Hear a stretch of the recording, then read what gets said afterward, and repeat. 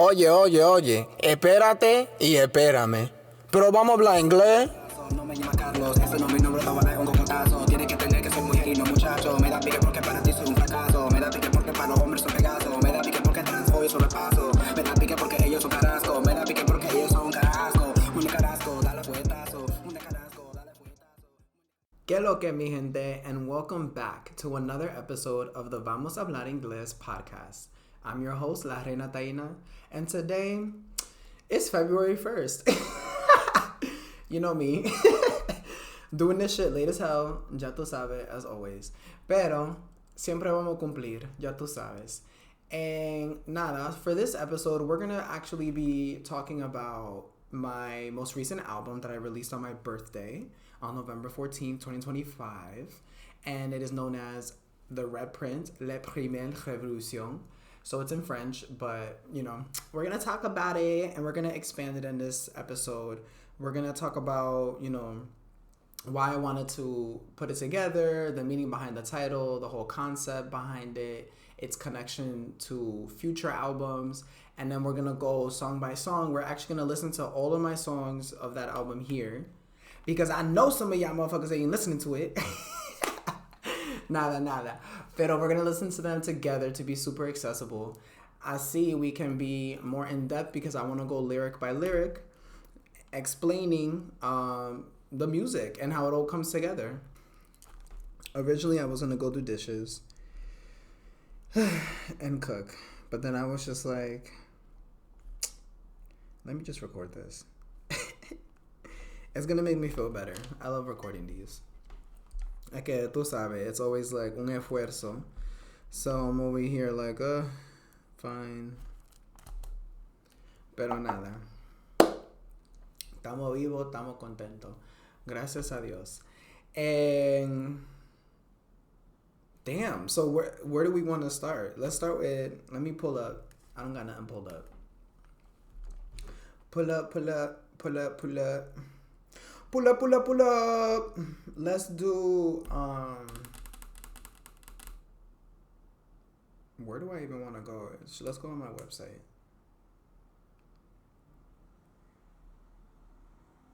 I be having all these songs stuck in my head. You already know. Pero cuéntame, mi gente, ¿cómo están? How we doing? How we living? Apologies for the loudest noise in the background because I can't control what happens in RD. Ay, Diosito. Ah, sí, es porque yo ni hice eso. I didn't even do like a... Yeah, we're behind, guys. That's what happens when you're doing everything by yourself. It's okay. Let's go to Spotify. It makes it easier for me. So, the REDPRINT. So, okay. So, let's do that. Let's talk about the REDPRINT. Let's talk about it. Because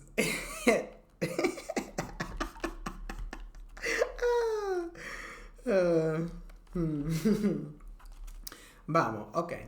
So I thought about the REDPRINT honestly I think like 2-3 years ago because so I grew up on hip hop my whole life, ya tú sabes. Hip hop, R&B, todo eso. I grew up in the tri-state area, very close to New York City, so siempre I was always, you know, in the New York culture. You know, grew up in inner city, so hood culture was also a very big part of my upbringing y todo eso. So, me thinking about my artistry, my legacy as an artist, my legacy as a black artist, as a black rapper, as a, you know, Afro-diasporic rapper, as a Caribbean rapper, tú sabes, todo eso conecta. And one thing I loved about old hip hop that we don't really see too much with new hip hop because it's too with the streaming y todo, pero a lot of conversations about legacy and leaving a legacy behind and knowing about your reputation, how you carry yourself, and the whole point of hip hop and rap and why we started doing all of this in the beginning. So that's why I really love the concept of the Blueprint by Jay-Z and, you know, subsequently the Pink Print, but we'll talk about that in a second. But point being that the way that I see it and the way that I talk about it in the REDPRINT is that the blueprint was monumental for rap culture, for hip hop culture in general, for black culture in general, because what it did was, and you know, we there's multiple blueprint albums from by Jay-Z. What it did was that it really put rap and hip hop culture on an international scale, and it really pushed forward the professionalism of black rappers. That is not just, you know, a bunch of hood niggas trying to shoot each other up and diss each other on a track. Like, it's more than that. It's more profound than that. It's black art. It's black excellence, you know? So that kind of solidified that, in my opinion, and in a more like international, more professional, more legitimate space. And then you come with the pink print, and the way that I saw the pink print growing up and still now is that it acts as that next step towards this conversation that we're having of like evolving as black artists, as a black community, as a black family, right, on a global scale.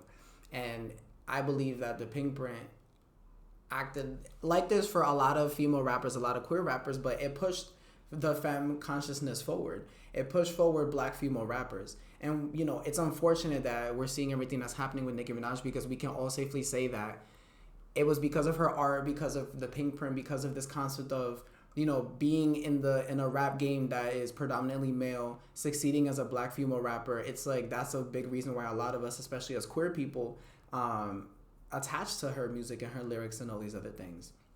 So it's really heartbreaking to see how she's reacting and acting and all these other stuff. It's whatever, you know how it is. But before all of that, the history is what it is.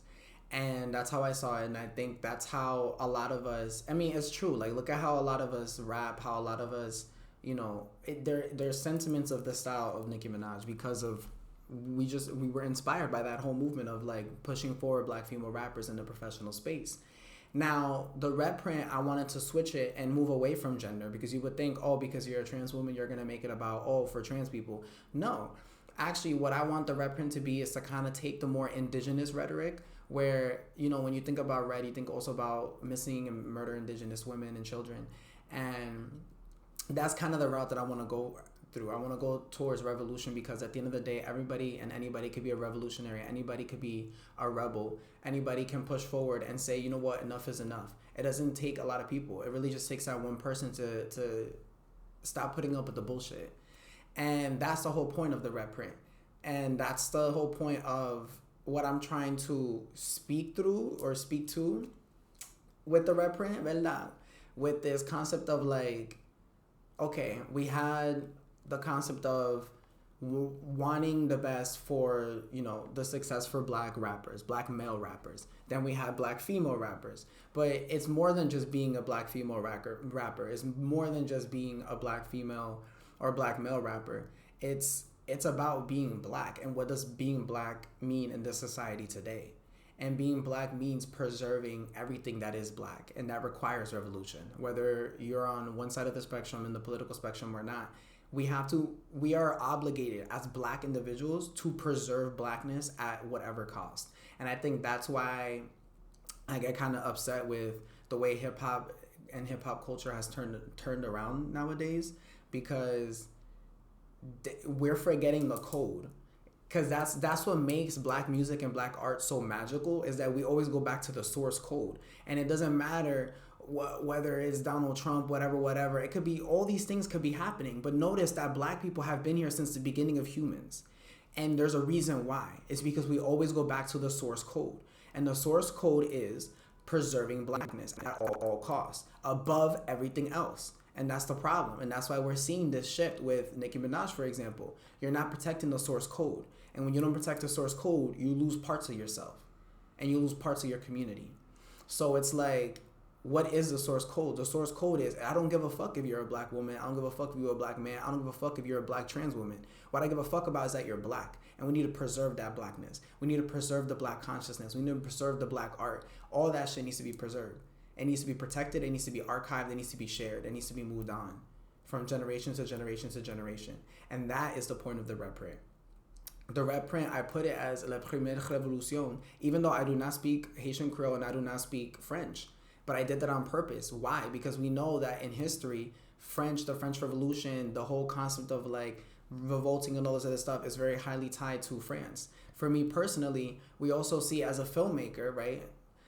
I'm seeing how greatly France impacted the film industry the past 100 years of film. So it's like there's so much that goes into it, both personally for me, professionally for me, but also in general, where it's like, where do we go from here?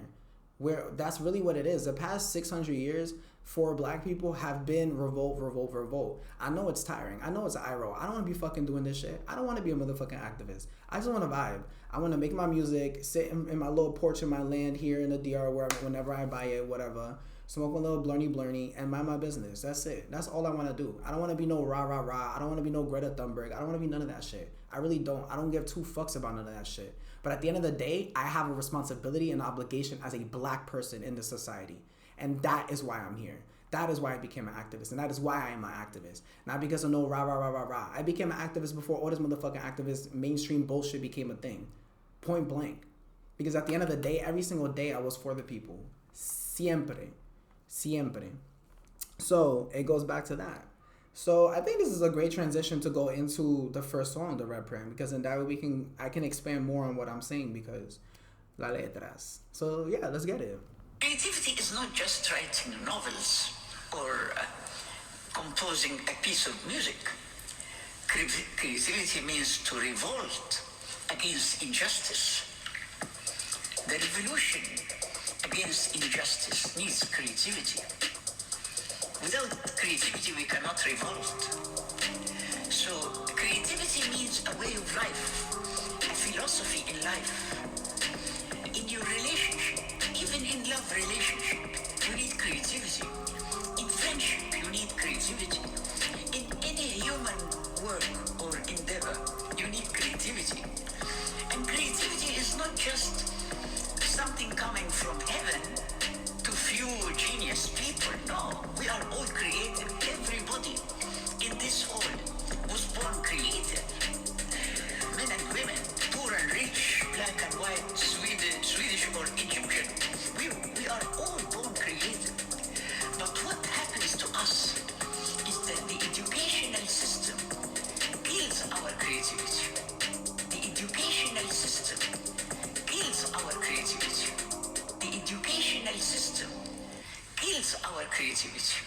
Run, rather, rather, run, rather, rather, run. Ain't no fun when the rappers got the gun. Run, rather, rather, run, rather, rather, run. I'm the REDPRINT, live from the soldiers begun. Run, rather, rather, run, rather, rather, run. Ain't no fun when the rappers got the gun. Run, rather, rather, run, rather, rather, run. It's a war, 50, weapon out your tongue. Run, rather, rather, run, rather, rather, run. Ain't no fun when the rappers got the gun. Run, rather, rather, run, rather, rather, run. I'm the REDPRINT, live from the soldiers begun. Run, rather, rather, run, rather, rather, run. Ain't no fun when the rappers got the gun. Run, rather, rather, run, rather, rather, run. It's a war, 50, weapon out your tongue. First came the blueprint, article, my food, followed by the pimprint by A.E.I.O.U. Born out of the music comes la Reina, the queen. Soy la alpha y la omega, soy la fucking supreme. Watch this pussy level up and hit the big screens. Light on your niggas, possessions only in daydreams. Yo, said I have a lap on I'm the new regime. La Reina, that in the front of our mainstream. Without creativity, we cannot revolt. Without creativity, we cannot revolt.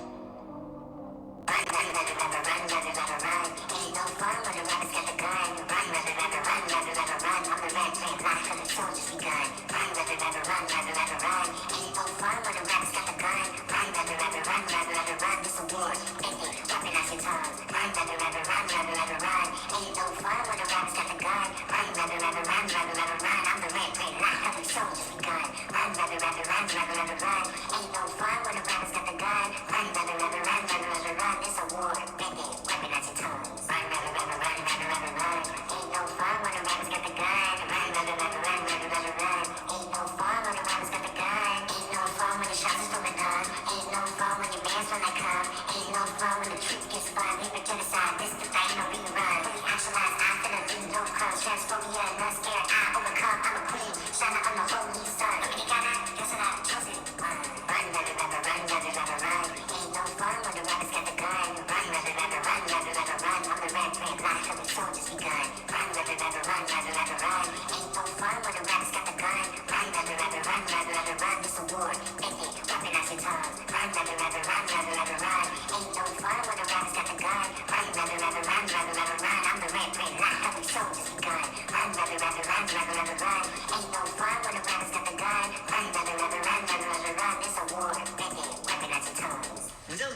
creativity, we cannot revolt. Without creativity, we cannot revolt. Without creativity, we cannot revolt. Without creativity, we cannot revolt.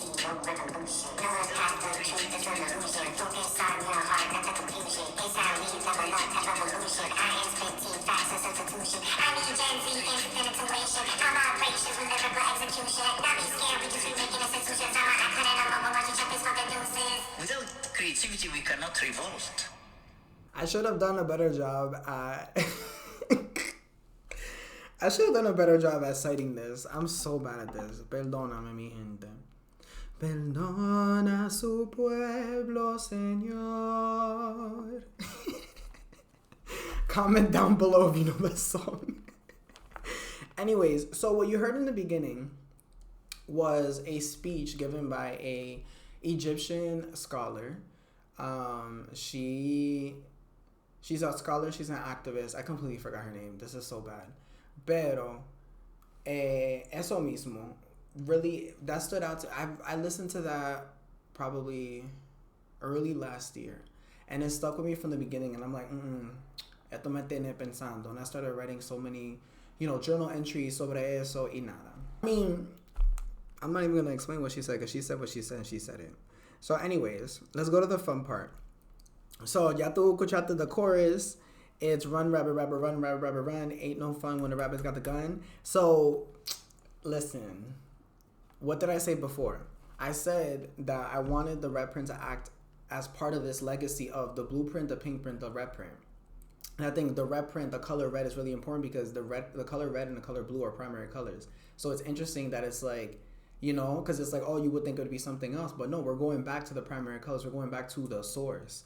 And again, for folks that know Black history, Black American history, we're in February now. Like, this is something that's super important. The whole concept of run, rabbit, rabbit, run, rabbit, rabbit, run, that's an old ass song. I got that title from a song, and I forgot if it was the 80s. I gotta do a better job at citing this shit. Pero nada. And ain't no fun when the rabbits got the gun, because rabbit are in this concept, right? In the scenario, rabbits are Black people, and the gun is obviously the hunter. And ain't no fun when the rabbits got the gun is like, think of Bugs Bunny. Like, that's a perfect example. Bugs Bunny is seen as a laughingstock, but Bugs Bunny is literally the concept of a Black person, the butt end of a joke. And then I go on to say, this is war, vete, weaponize your tongues. And, that already says it as it is. We're already in a war in many different ways.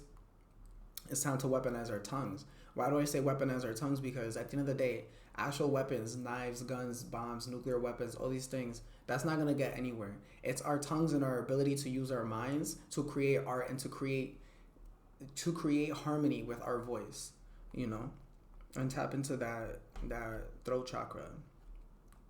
And then I say, I'm the REDPRINT, La Revolution just begun. So boom. Not only there is the REDPRINT, but I am the REDPRINT. I'm the blueprint. I'm playing with those play on words where it's like, we're not saying blueprint no more. We're not saying pink print. We're saying the REDPRINT. Point blank. And then the next section is a history lesson. So this is funny because the whole part about Nicki, like, I even wrote this down for two reasons. One, because like I said, we're looking at rap history. We're looking at hip hop history. We're looking at the blueprint, the pink print, the REDPRINT. So it's like, I can't not talk about the pink print. That's one. And two, before she started doing this craziness, I already wrote these lyrics. So this was already sitting there, and I was like, well, I ain't gonna change them, because no. So first came the blueprint, Arikomabu Jay-Z. Arikomabu, I'm trying to incorporate my Taíno language, Hiwatahia, and doing that little by little to bring more indigenous visibility in general. Followed by the pink print by our A.E.I.O.U. A.E.I.O.U. means sister in Hiwatahia, Nicki, and then born out of the music comes La Reina, the queen. Soy la alpha, la omega, soy la fucking supreme. So I feel like that right there is a cute little, Disney origin story of like how I came to be. And it's like, 1, 2, 3. Which is why I feel like that section speaks so many volumes, because as I was saying, like, it was the blueprint, it was the pink print that got me through middle school, got me through high school, got me through college, got me through all these things. And it's like, I roll. responsibility, guys. That's the thing. I don't care how much money you got. I don't care how many white people elbows you be rubbing. Like, there's a responsibility. We have a responsibility as black people, and that's something that white people can never give us. It's already within us. Take on that responsibility, please. Then I go, watch this pussy level up and hit the big screens. None of your niggas concessions only in daydreams. Yo soy la jefa, la patona. I'm the new regime. La reina, taína, forever mainstream. So, honestly, I devoured that. It said what it said, what it said, what it said. And then we go back to the chorus. And then, this is my favorite part. So, for people who know me, and I'm multilingual, but I'm not only multilingual. I don't know how would you say this, but I'm multi like accent / dialect. So it's like yo combino todo. Like you hear me when I speak, and you hear my accent sometimes, because my accent will be like puro dominicano, y después it's like hood ass fucking New York shit, and it's. But then I be hitting y'all with the little British, you know, and it's like. That's not, you know, that's not something that, because I know for Americans, that became a big trend. And I understand that over the course of the past, like, 15 years, I'd say, everybody be picking up that, picking up that whatever, that talk, that accent. Pero I grew up watching a lot of British television. So outside of all of the mainstream shit, in my free time, I was watching Sherlock. I was watching Doctor Who. I'm a religious like Doctor Who fan. Like still to this day, I'm literally rewatching Doctor Who as we speak. Well, not as we speak, pero después de esto. Y es como que, and then my little brother, when we were growing up, he was watching Thomas the Tank Engine, and he's on a spectrum y todo. So. What used to crack me up is that he spent like 2 to 3 years of his life speaking with a British accent. And he would literally, I'm not playing with you, he would literally sit there and he'd be like, "Mommy, I'm crossed." And I'm like, what is this little bald-headed Dominican boy doing over here? Like, what is he? This nigga is from the hood of New Jersey. What is happening? Like, DK, "Mommy, I'm crossed." Like, what? So, I don't know. Influence. And, I even had a childhood friend that part of their family grew up in England y todo. Entonces, como que, nada. There's a lot of influence. So that's why, like, I know some people are like, why the fuck would she say trousers? Who the fuck says trousers? But at the same time, there's just certain things. Like, I don't even say military anymore. I say military. Like, I say military because military just sounds better. Y cuando tú estás hablando en español, like, military. Es como que when I'm switching, the British accent comes out better than the American, because everything is just so like American words be like enunciated way too much sometimes. So I just like to say military, and I don't even be noticing that I'm saying that, and I'm like, who the fuck says military? Ain't nobody says military, and I'm like, la gente de Reina Unidos lo dicen así. Y nada.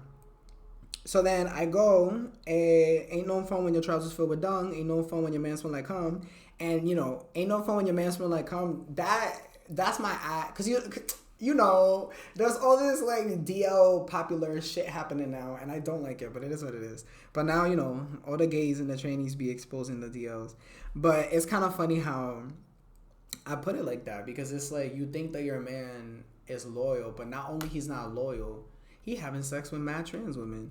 And now you mad as fuck because his booty hole smell like cum. And it be the same niggas that are super macho, that are 6'2", that are macho, that are the same niggas hitting me up every single motherfucking day, talk about spank me, mami, or póngame en cuatro, mami, or like, oh, take me down, like, top me, I want to be your bottom, like, I've never been ripped open before, rip me open. They be talking about the craziest shit. That's normal. That's every day for me. And I'm like, oh my God. That's why people be like, why you block so many people every day? Why do you think I block so many people a day? I don't want niggas be telling me that shit every day. That shit ain't hot. That's a problem. It's hot only when I want it to be hot, but it's not hot every single day. Like, if I'm talking to you, like, how's the weather? You gonna be like, break me, mommy. Like, whoa, there's children. Ain't no fun when the truth gets spun. Paper genocide, this is the Taíno rerun.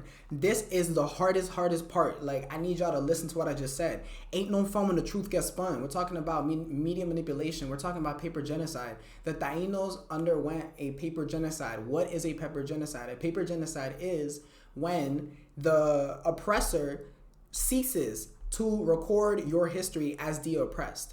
Therefore, you cease to exist. That's why for so many years, even my own godmother, who's a whole attorney and everything, studied in law school, everything, said for so many years, and probably still says to this day, that Taínos, especially Taínos in the Dominican Republic, don't exist because of a paper motherfucking genocide, because it's about control. Because if you have your very Taíno descendants saying that Taínos don't exist, then Taínos will never exist. Because you're saying that they're never going to exist. It's the whole concept of like believe in Santa Claus shit. It's the truth. Santa Claus ain't going to exist if you don't believe in him.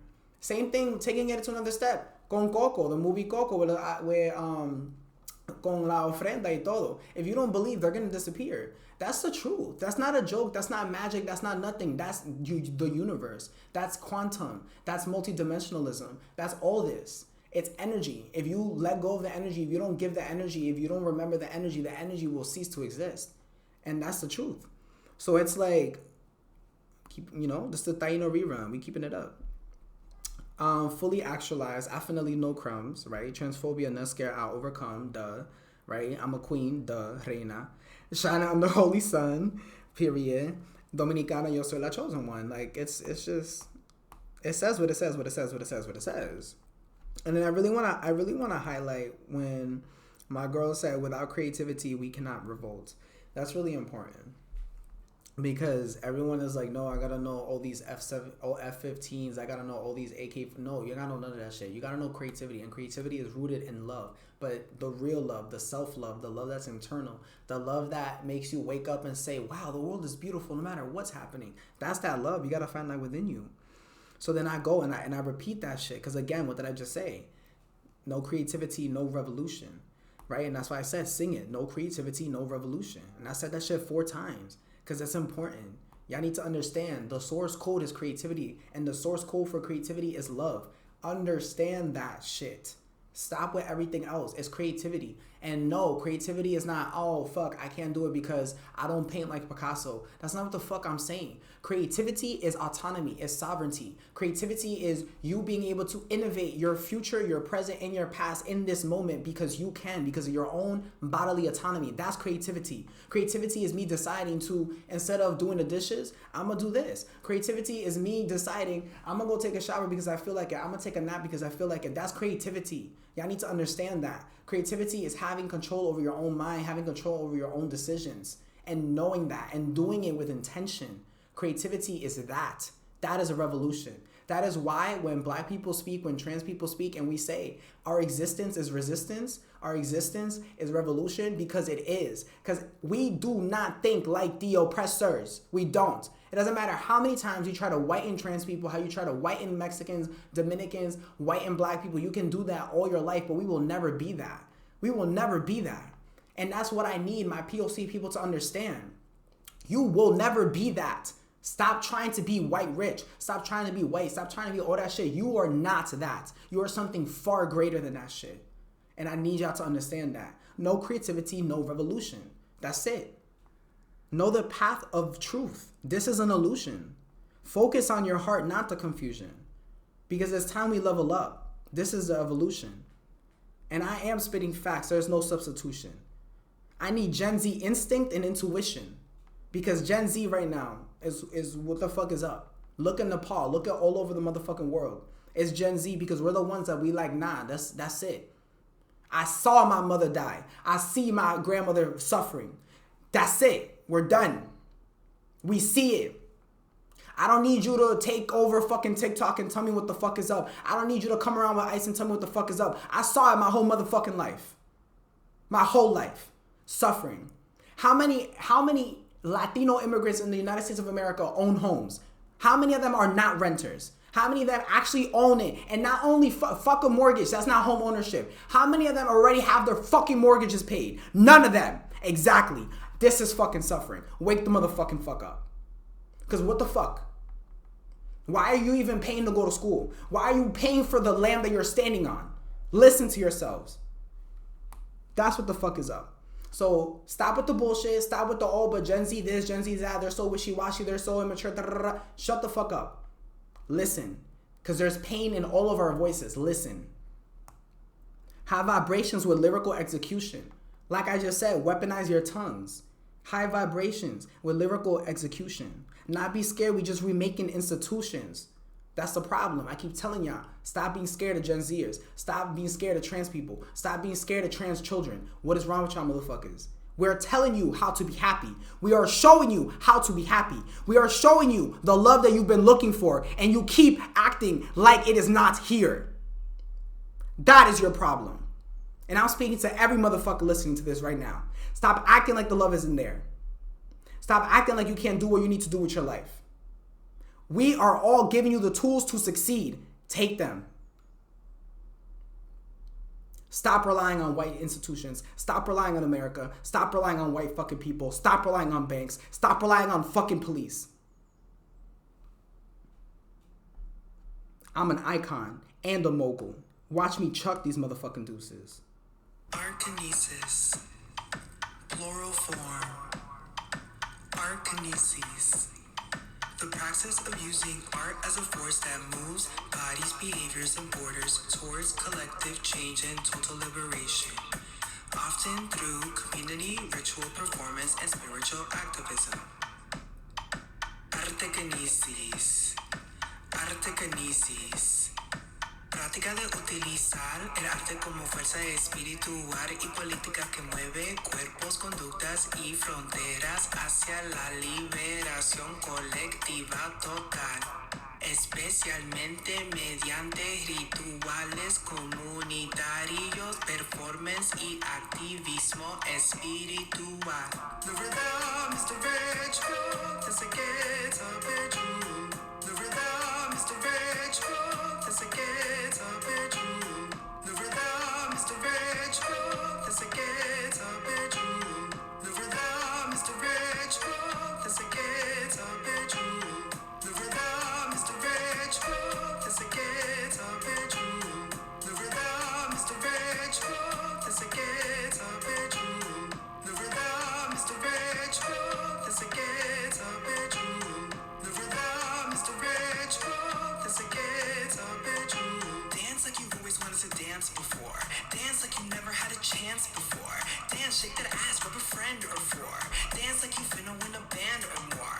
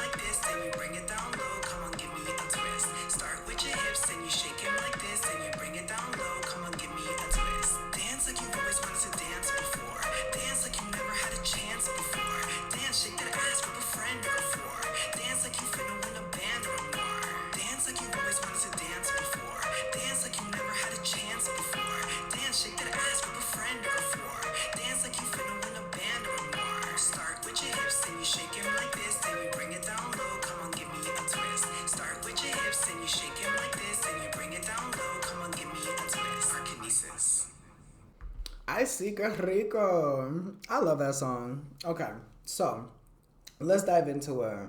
You love how I just be jumping one into the other.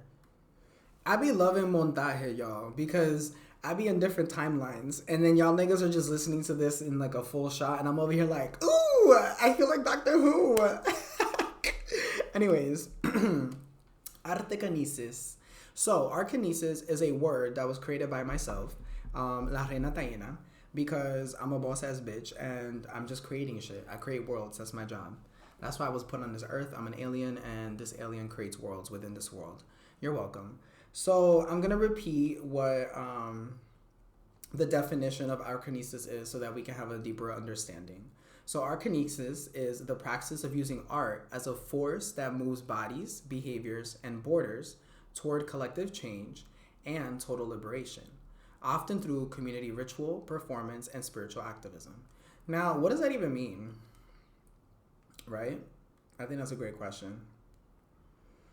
So let's break it down step by step. So the practice of using art is the method, the way, the process that you're using something, that you're using art as a force that moves bodies, behaviors, and borders. So what do I mean by that? Art, like music, it literally moves your body, right? It transmits an emotional stimuli. It transmits an emotional response as well. So that's your behaviors. And then borders is everything.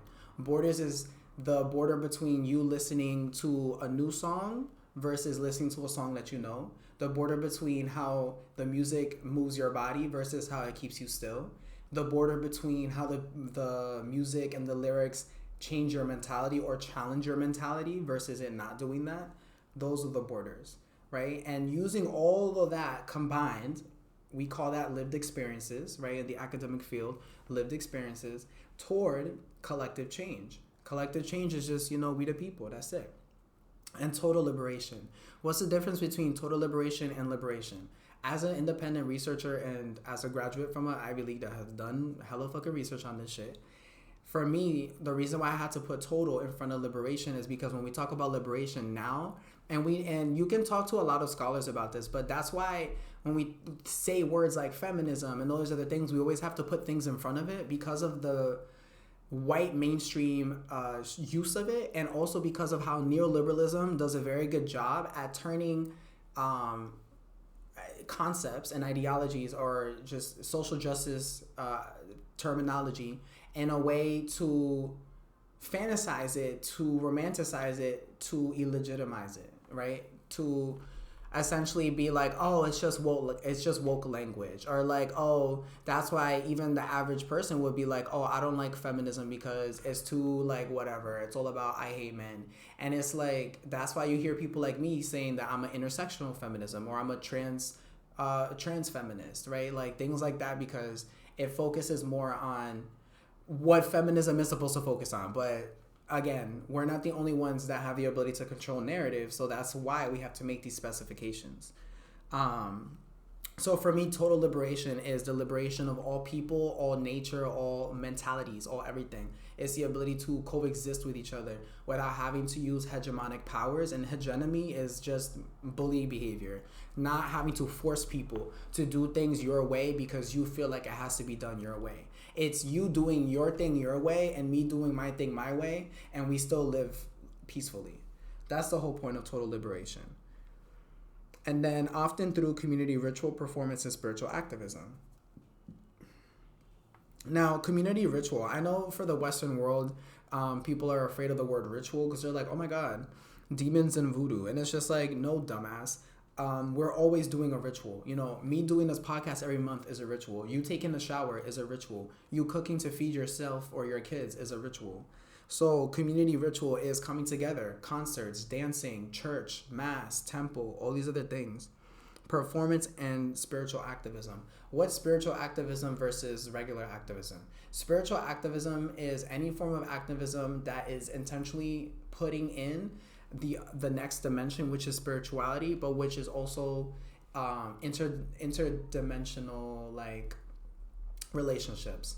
So it's like, I personally think spiritual activism is very systems based, because it's not just how is, for example, how is police brutality in a local city or a local town, for example, impact the community. It's not just that. It's how does this impact the soul of not only the victims, but also the oppressors, the policemen themselves? And how is it tainting the souls of everybody, and over time creating a void in that town of lower frequency and of negative energy?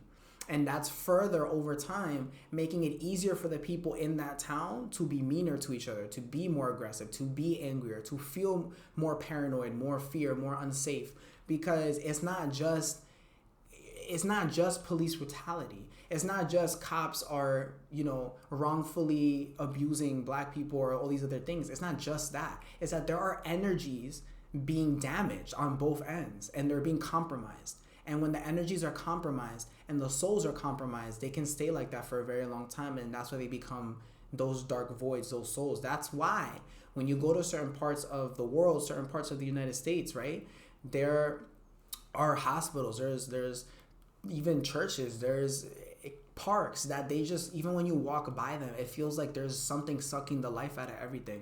It's because there's a lot of suffering over and over and over, and those timelines stack up on top of each other, and they create that energy in that fixed point. Because remember, time and space, so space is location.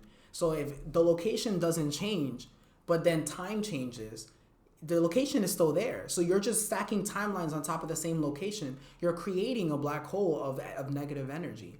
So that's how I see spiritual activism. It's also being aware of, wow, this is where it's not enough to defund ICE. It's not enough to defund cops. There needs to be community spiritual accountability. There needs to be, how can we come together and heal? How can we understand that I hurt this person? It's not enough that we throw people in jail. That's why I'm still and forever will be anti-carceral, because that's not enough. Because that whole feeling of like, no, that person needs the death penalty. That person needs a death penalty. We all need to die in different ways. And I know it sounds confusing, but it's this thing of like, that person may get the death penalty, but that still will not make you feel better. And we know this because we see this time and time again in history and books and movies and everything. You can kill that person, but that still won't make you feel better. And it's a matter of, how can both parties die spiritually to come back to their own rhythm, to their own higher frequency? How can you do that? And even the people, the oppressors themselves, need to die. They need to come into community with the people that they've harmed and die in their own way, in a spiritual way. But that takes a lot of guidance, that takes a lot of energy, and that takes a lot of accountability. Because what happens with these things is that time and time again, the victims and the oppressed are the ones that have to do most of the work. And that's why it's precarious. It's a little dangerous, because it's always the oppressed people that have to do all the work. They have to re-traumatize themselves. They have to teach the oppressor everything. And it's like, that's another problem with all of it, which is why there needs to be a lot of trained people, spiritually trained, spiritually inclined people that have the ability and capacity to take care of that, right? So then in the lyrics, I say that in Spanish again. Then throughout the whole song, I'm saying the rhythm is the ritual, dance like it's habitual. And eso mismo, keeping it simple, because again, ARTKINESIS es como, kinetic energy. So ARTKINESIS, it's the ability to use art as a movement, and using art, using music to not just move the body, but move the soul.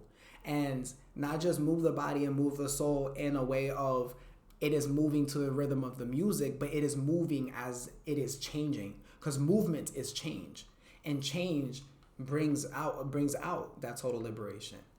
And it's understanding that where I'm using dance and I'm using music to help people feel comfortable with change, because change is a part of life. Change is inevitable, and change is not something to fear. Change is something to embrace. And then, my little cute part that I really like a lot, dance like you've always wanted to dance before, right? Because I used to teach dance in college. For a lot of folks that they've never, actually danced and never took a dance class before, and their first time was with me. Y nada, they loved it so much, and they're like, esto y el otro. So my whole life mission is to just bring that joy via dance. Dance like you've never had a chance before. Dance, shake that ass, grab a friend or four. Dance like you finna win a band or more. Just fun things. Start with your hips and you shake them like this and you bring it down low. Come on, give me a twist. So that part I like a lot because since I was a kid, I used to always loved the little line dancing, the Cupid Shuffle, the wobble, the team little anthem from Jersey Club Music, toda esa cosa. I love it. And then like even Caribbean line dancing and those other stuff, like jump to the left, jump to the right, jump to the left, jump to the right, you know, like all of that. So it's cute. I love it. I've always wanted to, like, I've always envisioned myself making like music videos and dances like that. You know, like even the song Animo, 1 2 1 2 3 4 5 1 2 1 2 3 4 5 Animo, Animo, Animo. Tú sabes, como cosas así. I love it. I love it all. I think it's cute. And it's very like those types of songs really just bring community together. So that's why that was the intention. Y nada, that is ARTKINESIS. Although when we think about gangbang being something extremely violent, in this instance we're actually talking about a ritualistic gangbang of energies brought together by gods and goddesses.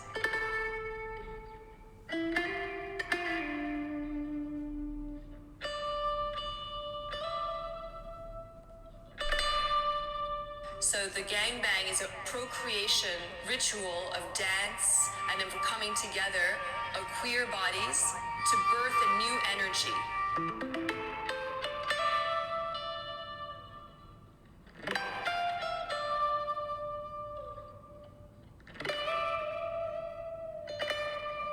Is emptiness and darkness, but from emptiness and darkness, like in this space, anything can be birthed. And there's new potentialities.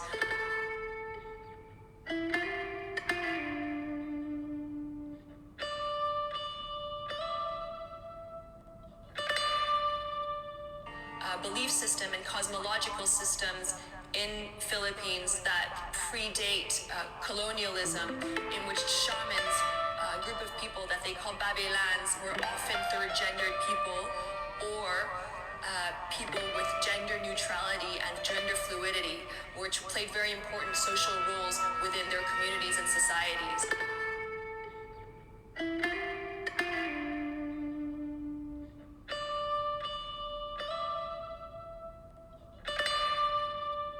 It is taking their spiritual powers to retell the story and enable a new birthing of their role in society.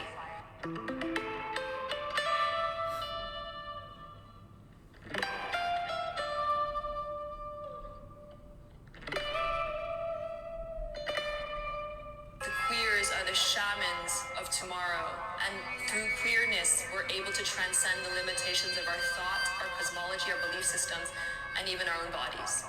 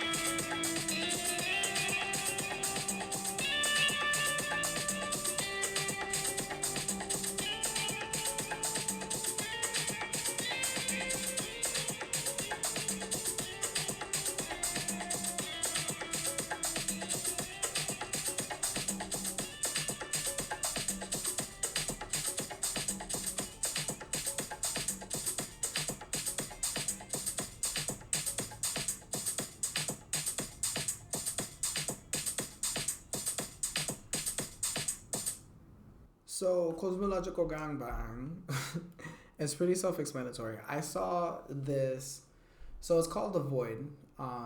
This performance piece, this art exhibition. She explained it so well.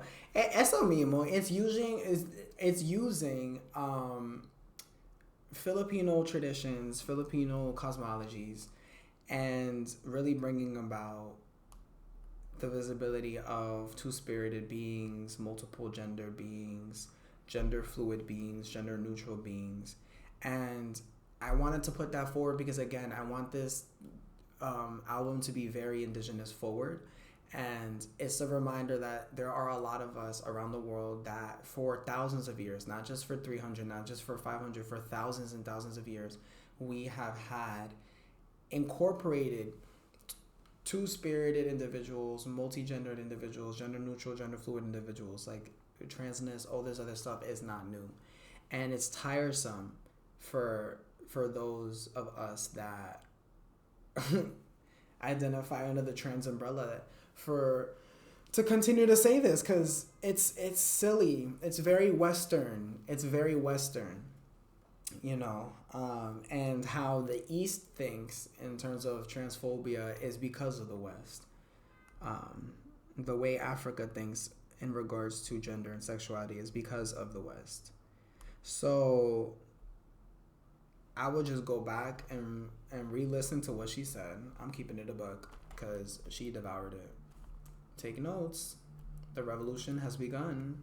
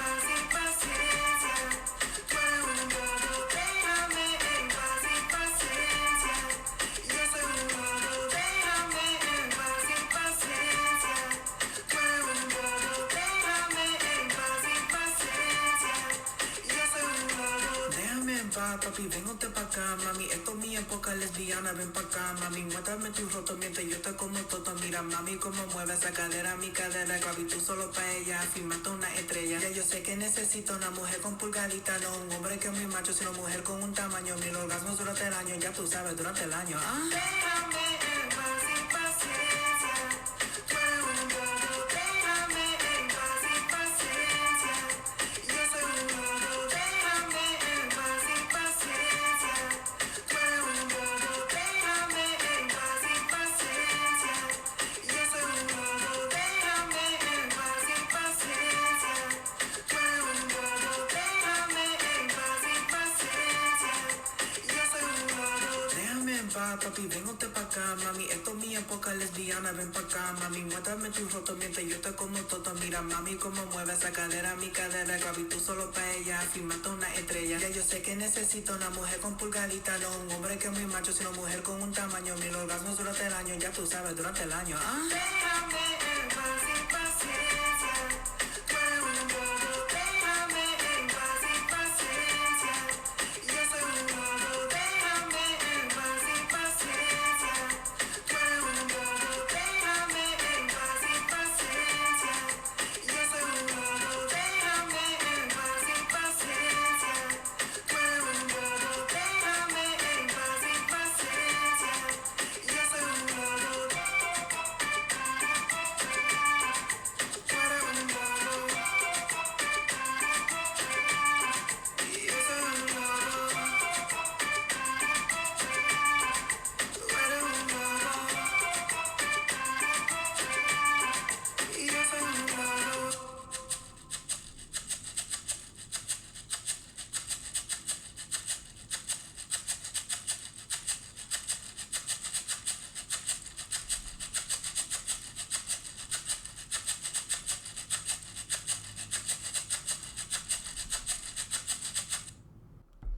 Period. I love this song. Déjame en paz y paciencia. Tú eres un bobo. Like, period. So this song is alluding to my my lesbian era and speaking to that. And it's also speaking to how I'm sick and tired of all these niggas talking to me. I mean, I want to talk to that nigga no more. And me tienen cansado, me tienen harta. Por eso yo digo, déjame en paz. I'm not gonna lie, I ate this little rap. Déjame en paz, papi, vengante pa' acá, mami. So, for my non-Spanish speakers, déjame en paz means leave me alone, but leave me in peace, more literally. And in the little rap part that I be singing, I say, leave me alone, papi. Come over here, mommy. This is my lesbian era. Come here, mommy.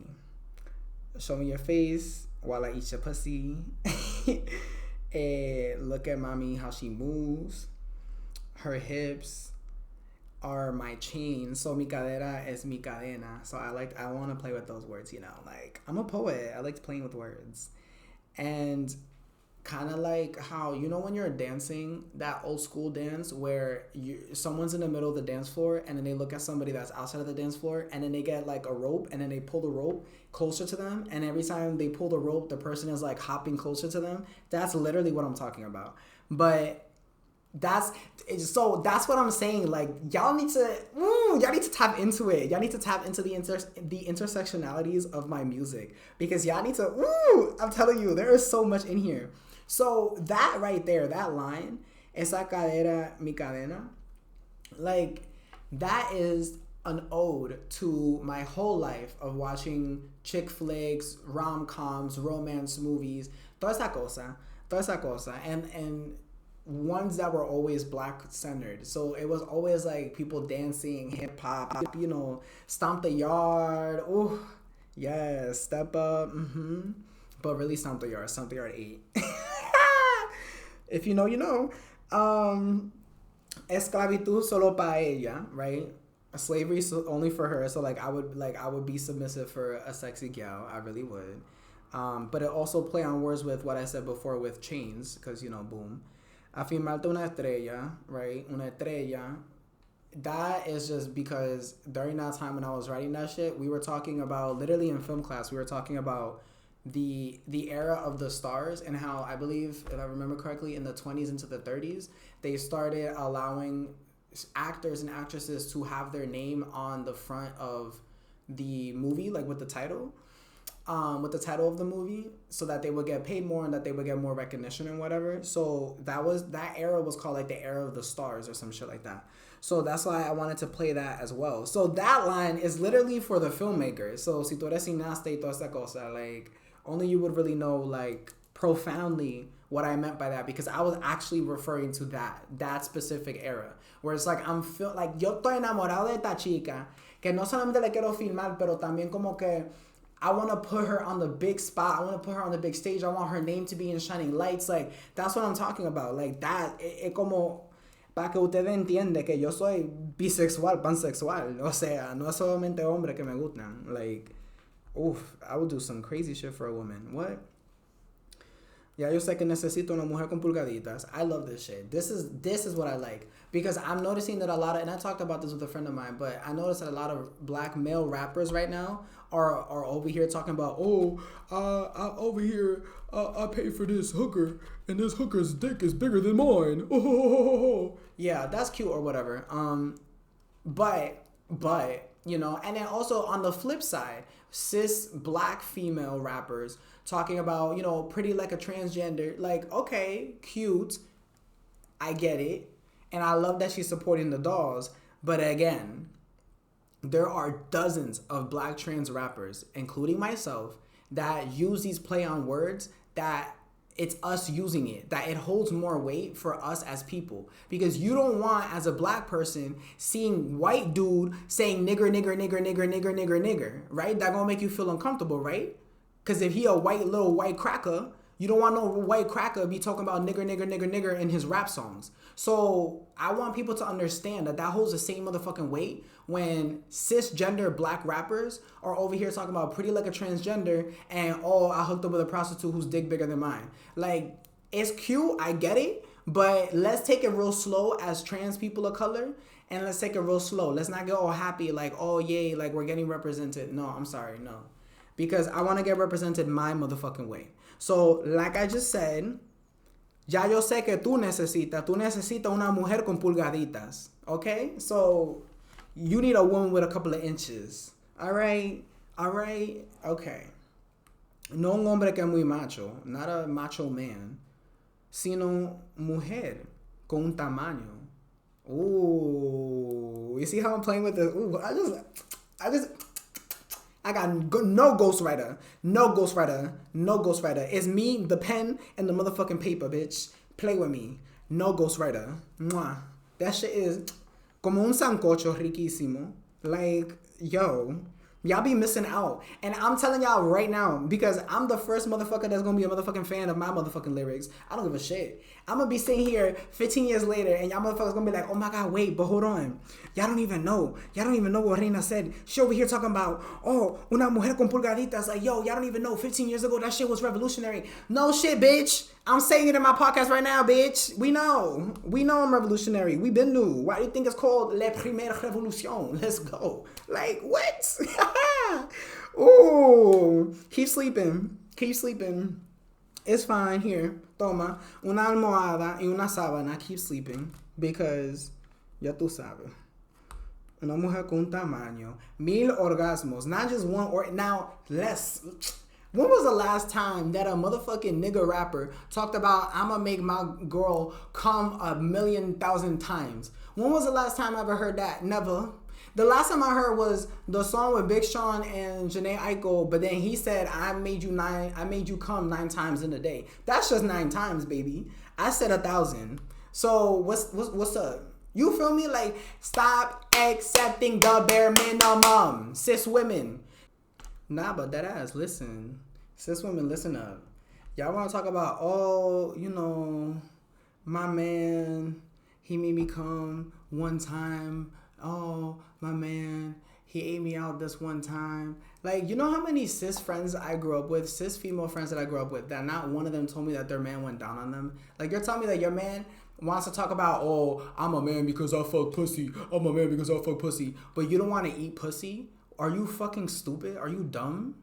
Like, that's what I'm saying. And that's why I'm putting myself back on the market. Talk about, hello. Para las mujeres que quieren estar muy bien. Like, hello. Like, real orgasms. Someone that gonna eat your pussy out for 3+ hours. Not for 2 minutes. 3 hours. Hello. Like, that's what y'all need. But y'all just want to be transphobic. So, that's fine. Don't get dick down well. Don't get your pussy out. Out. Like, come on. So I just want to keep it $150. Ya tú sabes. And then also I said durante el año. So I'm keeping it $190. Like, I'm keeping it $190. When have you heard a black rapper talk about in one song 1,000 orgasms, and not only 1,000 orgasms, but 1,000 orgasms every year for the rest of your life? You feel me? Like, thousands and thousands of orgasms. Like, come on. Yo lo estoy comiendo.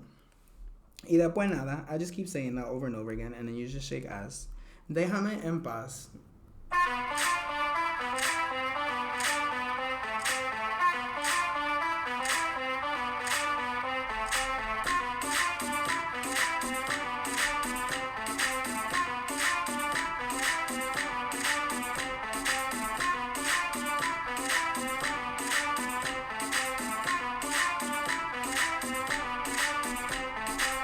A.E.I.O.U, el burro sabe más que tú. A.E.I.O.U, pa' pendejo no se tira tratabús. A.E.I.O.U, el burro sabe más que tú. A.E.I.O.U, te voy a lavar la boca con cachapú.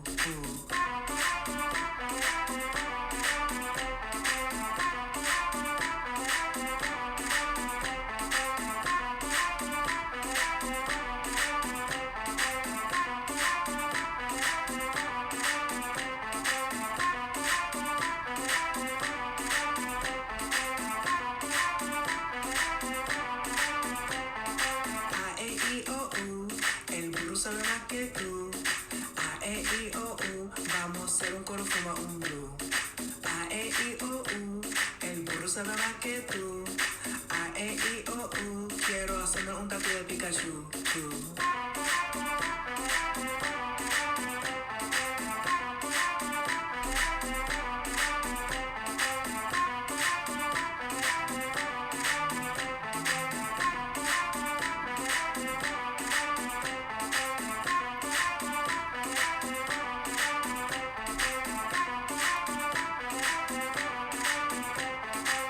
A.E.I.O.U. El burro sabe más que tú. A.E.I.O.U. Pa' pendejo no se estudia tratabús. A.E.I.O.U. El burro sabe más que tú. A.E.I.O.U. Te voy a lavar la boca con pachacú.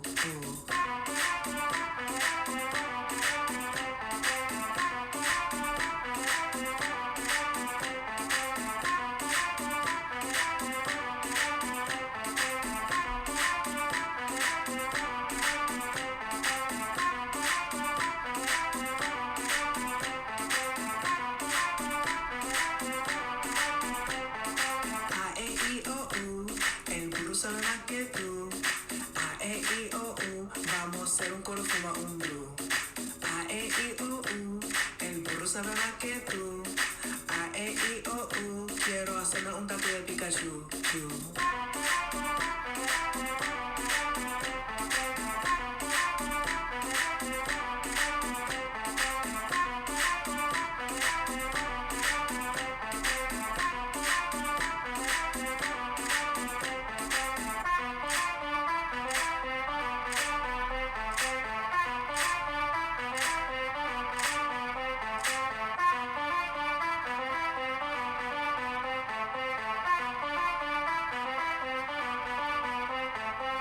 A.E.I.O.U.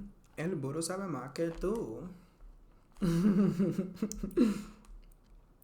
So, for the girls that know, this is a childhood song that helped Spanish-speaking kids learn the vowels, A-E-I-O-U. And nada, it would always start off as A-E-I-O-U, el burro sabe más que tú. And I forgot how the rest goes, to be honest. I completely forgot.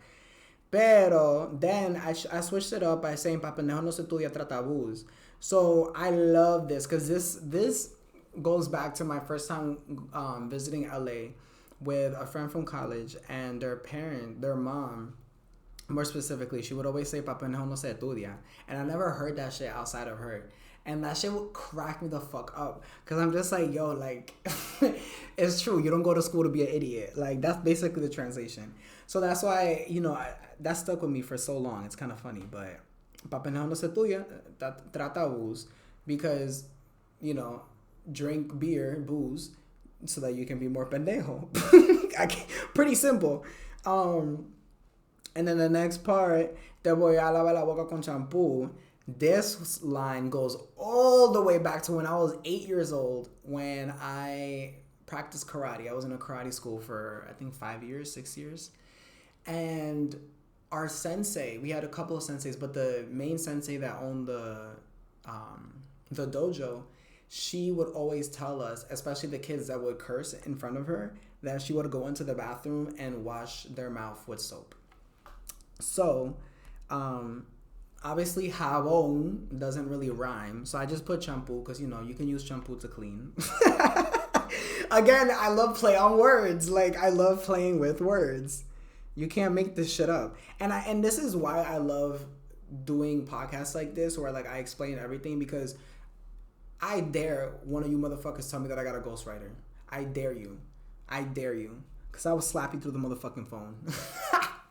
Like, you can't make this shit up. Every single syllable, every single sentence has a specific timeline in my history. Like, you can't make this shit up. That's the point of art. That's why I'm an independent artist, and I'm gonna stay an independent artist for the rest of my fucking life. You can't make this shit up. You can't. Doesn't matter how much fucking AI, how much nothing. Because every single motherfucking sentence, I can pull a whole new character out of. A whole new story out of.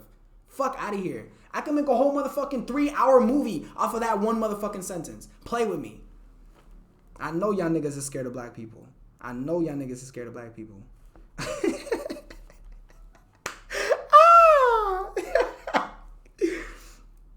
El burro. Vamos a hacer un coro, fumar un blue. Ya tú sabes. You know, we gotta fumar un blue. And I wanna blue to be part of my vernacular when I'm rapping. It's easy to say and it flows real nice. And it rhymes with tú and toda esa cosa en español. Entonces, cuando lo digo en español, a blunt es un blue. Because normalmente es un blunt, pero I don't want to say un blunt. Quiero decir un blue. Un blue suena más mejor. Suena como, vamos a fumar un blue. That sounds like hard drugs. Oh my god, this is killing me. Quiero hacer un tatu de Pikachu. En verdad, so there was this one day that yo estaba fumando, ¿verdad? And I was like, I really want to have a Pikachu tattoo. Because I was like, yo, like, I am the biggest motherfucking Pokemon fan that I know. Like, outside of, like, all the Pokemon from the Unova region and Pokemon Black and White, like, I know everybody from Unova down. Afuera de eso, yo no sé, porque esa gente están avanzando demasiado. O sea, I got you with the first 20 years of Pokemon, shit. Pero después de eso, yo estoy como perdida. But I was like, yo, like, that's crazy. Why the fuck do I not have a Pikachu tattoo? So, I gotta get me a Pikachu tattoo. Whoever wants to pay for it, let me know. Y nada, eso es A.E.I.O.U. I'm unhappy. Bitch, I'm happy. I'm unhappy. Bitch.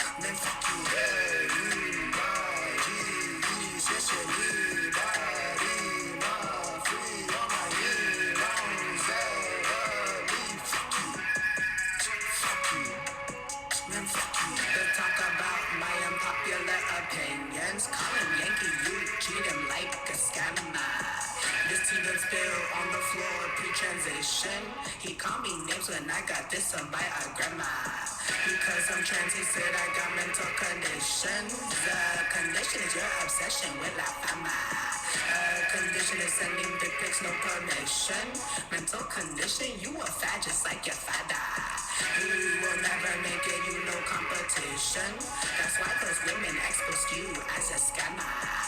rapist and a scammer, he on a mission. Took off the latest Yankee merch, he a planner. Scamming on X and IG, seeking women for submission. Our patriarchy got him good, drop the hammer. Not even Thor is that dumb, now you finished. Go back to mommy and your daddy, tell him why.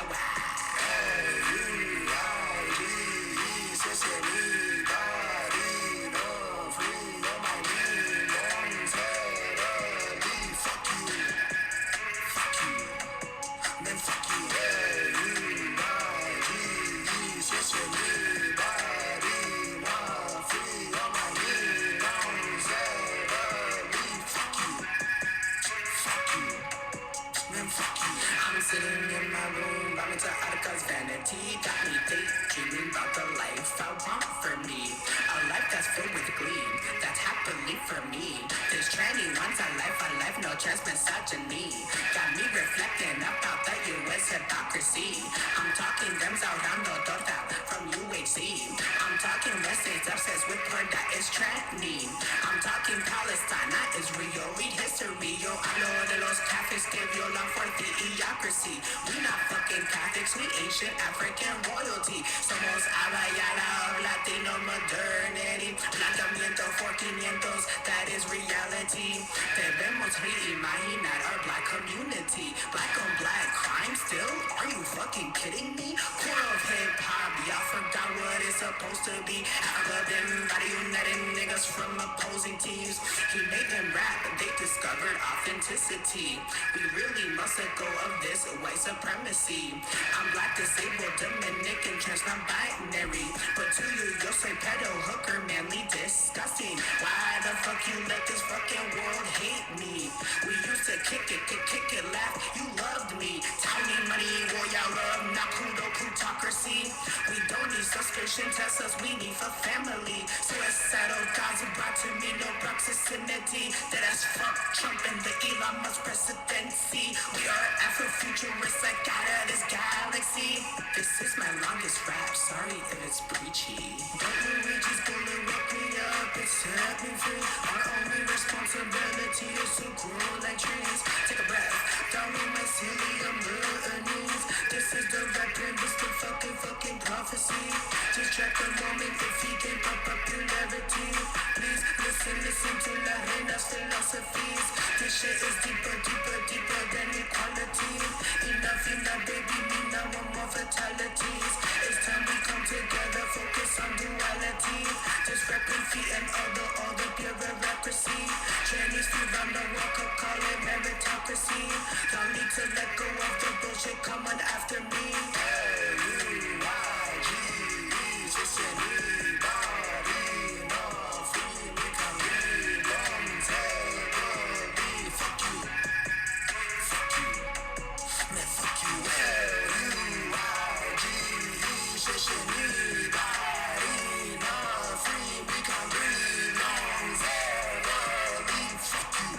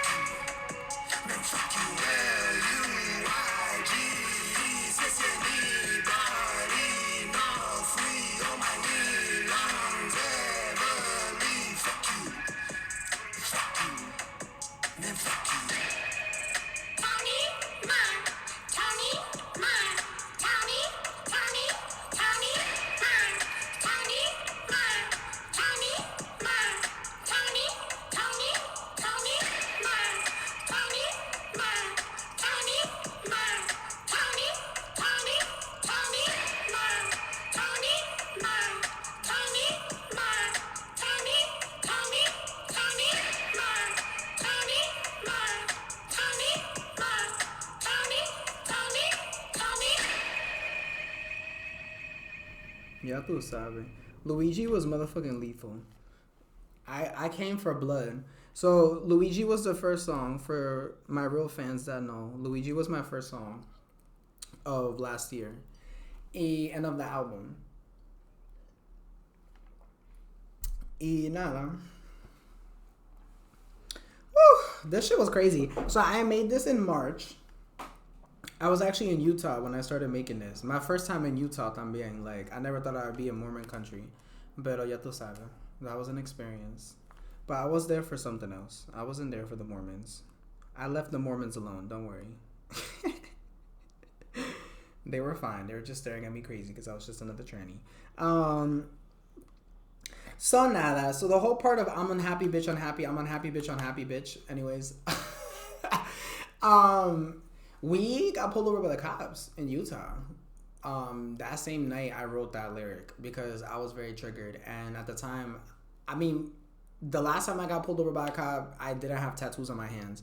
So, you know, this was very triggering because I had a lot of tattoos on my hands. And one of the cops decided to talk to the driver while he was in the passenger side. So he made me put the window down and he was staring at my hands and he was flashing the light in my hands. So that was just not a great time. That was extremely triggering for your girl. So that's why I was like, I'm unhappy. Cause I was like, how do I start this? And I'm like, bitch, I'm gonna be $190. I'm fucking unhappy. Like, I don't know what else to say. I'm not happy right now. So, tú sabes. But it coincides beautifully with the whole Luigi and like the whole story of Luigi as we know. So whatever. And I use Luigi as like clickbait, as like a hook, because I don't really talk about Luigi actually. That's kind of the gag about this, is that I don't really talk about Luigi. I really don't. I talk about Luigi when I say shishi and ni, because I'm actually saying thank you in Mandarin and thanking him for really the conversation, the dialogue we've been having the past 2 years. So then I talk about Body Enough Free. And Body Enough Free, I think of George Floyd, I think of Renee Good, I think of so many people where it's like Body Enough Free. I think about, you know, the concept, the academic concept of biopolitics, right? The conversation of how people's bodies are used as political ploys. And it's like, we're nothing more to these politicians and these rich people than just political ploys to get what they need for themselves. That's why I say me can't breathe, because I can't breathe. Lungs heavily, right? Lungs filled with pain, with blood, with smoke, with water because of drowning. It's connected. Like, that's the thing. Like, don't ever look at my art as one thing. It's everything. I'm talking about so many things. It's not just the knee at the neck. It's being drowned to death. It's being hung. It's being lynched. It's being burned alive. It's inhaling poisonous gas when you're protesting. It's all these things. The lungs are heavy, and it leaves out with that whole fuck you, fuck you, fuck you, because it's una rabia that builds up over time. It's an anger. That's why Luigi the song, not him, but Luigi the song, is in this album. So then I go, fuck you, really thought I loved you? Papenejo no se estudia, I mean, I trust you. See, I use Papenejo no se estudia again. I love that shit. It's just so good. Papenejo no se influya, I mean, I cuff you. So I'm over here talking about everything.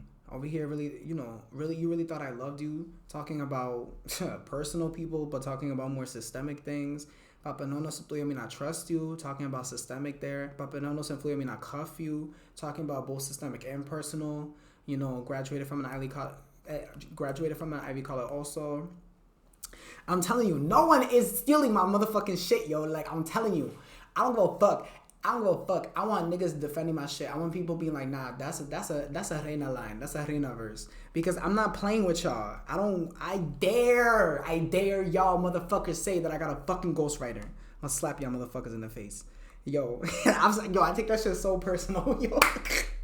Cause I told myself, even as a kid, I'm writing my own shit. Fuck that shit. I ain't gonna be like Drake. I ain't gonna be like none of these niggas. Fuck that shit. Graduated from a motherfucking Ivy College also. So call it bear, cause we're the brown bears, girl. That shit's stupid. 2 years out, surviving on the costo. So 2 years out, so this is crazy, because this could be interpreted two ways. It could be interpreted 2 years out of being graduated. Or, well, actually, it technically wasn't, but it could be interpreted as that, but I wasn't referring to that. And I know for people that may not know me, they'll think 2 years out, like 2 years out of jail. I've never been to jail, thankfully. But 2 years out of getting kicked out of my family home. So I graduated 2022 in May, but then I got kicked out December 26th, the day after Christmas. Yep. 2022. So it was the same year, pero it was later in the year. Pero yeah.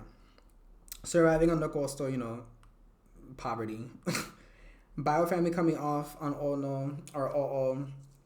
And then thinking about the song like oh, honestly, da-da-da, da-da-da, if you wanna know, da-da-da-da-da-da-da-da. So yeah, that, and then, you know, MTV, Vivo, Lumidi is the person that made the song, and then biological family cut me off. So yeah, you think I'm vulgar, but I'm not really that vulgar. It's kind of funny because what do you call that in English? Where like, cause what do you call it in English? I have to figure that out. Because technically speaking, I am vulgar. That's why I love that I said that. What is that? That's a part of, no, not a part of speech. That is something. Fuck. Okay, that's my nerd mind trying to find. But anyways, you think I'm vulgar, but I'm not really that vulgar. It's kind of. I wanted to do it like that because I wanted to play the game of subliminal messaging, play the game of media manipulation. I'm doing exactly what these rich people are doing, so I want you to study. That's the whole point of the REDPRINT. If you look at the REDPRINT, everything is a lesson. I want y'all to be taking notes. It's like, oh, she's talking to us this way because she wants us to recognize how they talk to us, right? Donald Trump says, I'm a good guy. Epstein, all these motherfucking people. I'm a good guy. What are you talking about? I'm chilling. I'm vibing. There's no drama on this side. You think I'm vulgar, but I'm not really that vulgar. Don't always trust what you hear. And that's something that's important when I say these two lines. But then, outside of that, I go, you think you colder, but you standing on my shoulders. So, you know, hello. I'm a giant, you know, shoulders, standing on the shoulders of giants. Bitch Goliath, you know. Goliath with the sling. Playing on with that shit. Bet you really, really wish she was my bitch. Bitch too bad, you better off a sidekick. Ooh. Bitch why like a baby, go cry, bitch. Go cry, bitch, you my sidekick. Like Patrick, you a sidekick. Ooh. Like Pinky in the Brain, you my side bitch. Now, like, sauce. Because you wouldn't think that someone that was born in 1999, that someone that's 26 years old would know what the fuck Pinky in the Brain is. But guess what? I know what the fuck Pinky in the Brain is. So that's what I'm saying. My music is not just for Gen Zers. And I'm telling you, a large majority of people that are going to be listening to my music are going to be Gen Zers. That's fine. Tato. But I'm going to tell you right now, that line, Gen Zers wouldn't get. Most Gen Zers do not know who the fuck Pinky in the Brain is. Going back to the REDPRINT, the song, right? Run, Rabbit, Run. Most Gen Zers don't know what the fuck I'm talking about unless they actually read Black history. And I actually understand where Run, Rabbit, Run comes from and understands the connections of Looney Tunes and understands the connections of how, you know, the jokester, how we're the butt end of a joke as Black people, like, oh, these are the things, like, tú tienes que conectar toda esa cosa. And it's like, it's also to show y'all that how does one come with all this knowledge even though they're so young? Motherfucking reading. I've never stopped reading. I'm a bibliophile. If you don't know what the fuck a bibliophile is, then I don't fuck with you. It's point blank. Because I'm also a sapiosexual. And with sapiosexuals, if you don't know what that is, then I really can't get with you. You feel me? So it's just like, I'm always reading. There's always new shit that I'm always spitting out. There's always fun facts. All of my close friends know this shit. I'm always saying new shit to them. They're always learning new things with me because I never stopped reading. I've never stopped reading my whole life. And that's the thing. The niggas that read the most are the niggas that they call conspiracy theorists. Think about that for a second. How does it make sense that I've probably read more than most people and still I'm more of a conspiracy theorist than the people that don't read at all? Look at that shit. It's like, we need to wake the fuck up. I'm a gun like Luigi go die, bitch. Luigi was the gun. You feel me? Like Luigi was the gun. Because the gun is symbolic. Right? I pistol whip you all night like, hi, bitch. And pistol whip you, you know, with my penis. Hello. Like, it's what y'all wanted. So here you go. I'm catching O's all night. Die, bitch. Oh, say I'm catching orgasms. That's what O's are, y'all. For y'all don't know. Not blowing O's like with the vapes and shit. I don't vape. And then die, bitch. It's a play on words. In French, you know, little orgasm. Little death, rather. orgasm means little death. For a lot of cultures, and even in poetic language, an orgasm is a death. So it's like, you know, you're dying and being reborn. And then I love this part. I say, beautiful like an orchid, graceful like a wave. I'm a fixed water sign. I'm the queen of the water signs. I am a Scorpio. So, sting like a bumblebee. Fuck and then we came. Like, fuck and then we came. Like, we fucked and we came. We came. Because that's how I like my sex. I like my sex when we come at the same time. Thank you. You're not coming before me. We're coming at the same time. Thank you. And then we go back to the chorus. Oh, my favorite verse. Sick and tired of the... This shit is so funny to me. I can't. Sick and tired of the whites that chat me. I mean, come on. Grinder. Sick and tired of the whites that chat me. Cis hem and dumb as dogs that he pat me. Cis hem and dumb as dogs. It's a play on words from my former like roommate / vecino, who literally was a pup and did pup play. So cis het men, dumb as dogs. And he wasn't even het. He was a gay man. But in general, daddy pat me. Daddy pat me. Daddy pat me because he had a submissive pup and he was like, pat me. Like, yeah. Rich white men getting fucked on a daily. Duh. All by my, that's a Faggot on Third Street. Now, Faggot on Third Street it's a two-parter. It's a two-parter, okay? It's a two-parter. So, Third Street is where I grew up, right? So, I grew up in Passaic City, New Jersey. Dirty Jersey, gang. 973 gang, always. Y nada. I grew up on Market Street, and then there was another street parallel that was called Third Street. Growing up, not now, and not even when I was really growing up, it was when I was younger. It was a little more hot with like gang violence and shit. You know, that's where you would have some Bloods. You wouldn't have no Crips, I don't think. You would have Dominicans don't play. You would have, would you have Latin Kings? I don't even know. Maybe in the 90s, early 2000s. So it was hot. But I was always walking there too, and there was always the understanding that, you know, you gotta walk with your head down type shit. You gotta, you know, act like a nigga, be tough, whatever. So that was something that I learned from my cousins growing up, and then I did it myself, and that's how you would navigate that street. Now, when I started having my car, I would have to park my car far because the way that the city would work is that it was always metered parking. But after 6 p.m. you could park there until 6 a.m. into the next day. So most of us would do that. Ooh, sorry, I'm stretching my back. So so nada. So I would walk there, and this was also when I had my car. It was also when I was, you know, having my little sexual awakening and, you know, fooling around and things. So it's a play on words because the first faggot I'm talking about is me. Then the second faggot I'm talking about is everybody else that was there, because that's the thing, right? With secrecy among hood culture, among like gang culture and whatever, like acting like there aren't niggas that are over here fucking other niggas or niggas fucking trans people. Like, it's the truth. So that's why I said, oh my, that's a faggot on Third Street, because there were a lot of faggots on Third Street. They was walking around and we knew them. Bitch, you thought this system was for me? And if you notice, when you look at my lyrics, I put system as cis, like cisgender cis. Again, pay attention. And I said it twice because I need you to understand. Bitch, you thought this system was for me? Listen to what I'm saying, right? Then I say he, she, they, learn pronouns like all three. You feel me? Multiple genders ain't the problem, you funny. I'm above of you niggas. I'm godly. Alhamdulillah, I'm blessed, I'm holy. You see how I'm playing with this shit? Y'all niggas don't even know me. Y'all niggas don't even know the Pan-Africanism that is happening and the beauty of this album. Come on. Running laps around these niggas like track me. My nigga, I literally was varsity track captain, varsity hurdle captain, did track and cross country I did track for the 4 years. I did cross country the first 2 years of high school. This was high school. So I was all track everything. Don't play with me. I did the 200. I did the 2x4. I did the 4x4. I did the 400. I did the 400 hurdles. I did the 55.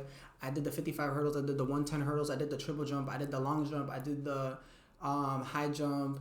I fucking pole vaulted, and I ended up becoming the captain of the fucking pole vaulting team. A pole vaulting team of 3 motherfuckers. And I don't think I ever cleared it. And I'm gonna be honest, They put me in that shit towards the end of junior year, and I'm like, I don't want to do this. I don't want to fucking die. And I remember those brother. That's why I have scoliosis. That's all I'm saying. Because I don't think I ever cleared it. I cleared it during practice, but I never cleared it in an actual track meet. And I'm gonna be honest, I want to clear it. I want to fucking clear it. And that was my least favorite. And oh, that's something I never wanted to do. And then I was so stressed all the time because they would be like, all right, so I'm over here with this big ass motherfucking pole. And they're like, okay, wait in line on the pole. And I'm waiting in line to do the pole vaulting shit. And I got my friend over here. And then coach was like, you gotta go do the 55 hurdles. And this is for indoor track. And I'm like, nigga, I'm waiting in line for the pole vault. And he's like, yeah, do the 55 hurdles and then come back in line. And I'm like, what? Oh my God. And then there was a rule that you can only do 3 events. Bitch, I was doing like 5 events. But I don't know if field events counted. I think that's why. But I don't know. They was breaking rules because we didn't have that many, because it was a private school, so we didn't have that many people. So I had to do multiple shits. But I was like, oh my God. And I would be so stressed. So I'd be running through my thing, crack, crack, crack, crack, finishing the hurdles. And then I'm over here stressed out because I still have the pin for the hurdles. Because, you know, they put a pin with the number tag y todo. And then, yo te como que, and then I get fucked up because I don't have the right pin for the pole vaulting thing. So now I have to go back to the person that's reffing the pole vaulting thing, tell them, listen, like, this is my name, this is the number, don't mess it up, because if you mess it up, my coach go kill me. Crazy. Anyways, point being is that I can run laps around you niggas, like track me. Big up me. I wanted to say big me up, but I said big up me. But because you can say it both ways. Big up me want it all, like Ashley, Miss Ashley Tisdale. So, you know, her song I Want It All. And Throwback Thursday, TBT, Make Me Wish Life Was Pale. Pale as in both ways, right? Pale as in boring. Oh, sorry. I'm over here cracking my head. Pale as in boring, but also pale as in white. Like, I wish my life was like white girl. And that's why I said Ashley Tisdale beforehand. That's why I said Ashley Tisdale beforehand, for that reason. Wait on my soul, because I know all the details. And you already know. Oh my God, let's talk about my unpopular opinion. Ya tú saben. Alright, full disclosure, this is about my first cousin. I'm not naming who. I mean, we already know at this point. Let's talk about my unpopular opinions. Call him Yankee U, treat him like a scammer. We call him a Yankee U because he's a big Yankee fan, Yankee everything. He commentates for the Yankees or whatever. He does or doesn't, I don't know. Treat him like a scammer because he used to scam people, more specifically women, to get free merch and to get Yankees tickets. And that blew up on Twitter, and I found out through somebody else. I forgot who I found out, but I was like, oh my God, this is tea. I found out through another cousin, actually. This tea done spilled on the floor pre-transition. So I knew this before I started transitioning with my hormones. I was already transitioning socially, but with hormones, I hadn't transitioned yet. And he called me names when I got disowned by our grandma. Because I'm trans, he said I got mental conditions. And a condition is your obsession with la fama, with fame. A condition is sending dick pics, no permission. So he would send dick pics, unconsensual dick pics to women. Normal, like every other dude. Mental condition, you a fad, just like you a fada. Now, do people know what a fad is? People don't know what a fad is. A fad is like something that is trending for a moment, but it goes away. So an example of a fad is like everybody wearing afros like how they did in the 80s. An example of a fad is like, I don't know, bell bottoms. An example of a fad is, I don't know, like the way they used to wear hats in the 50s. Like shit that like is not a thing no more. It's a fad. It's in the past. And that's why I said, yeah, fada. Again, Pan-African, fada.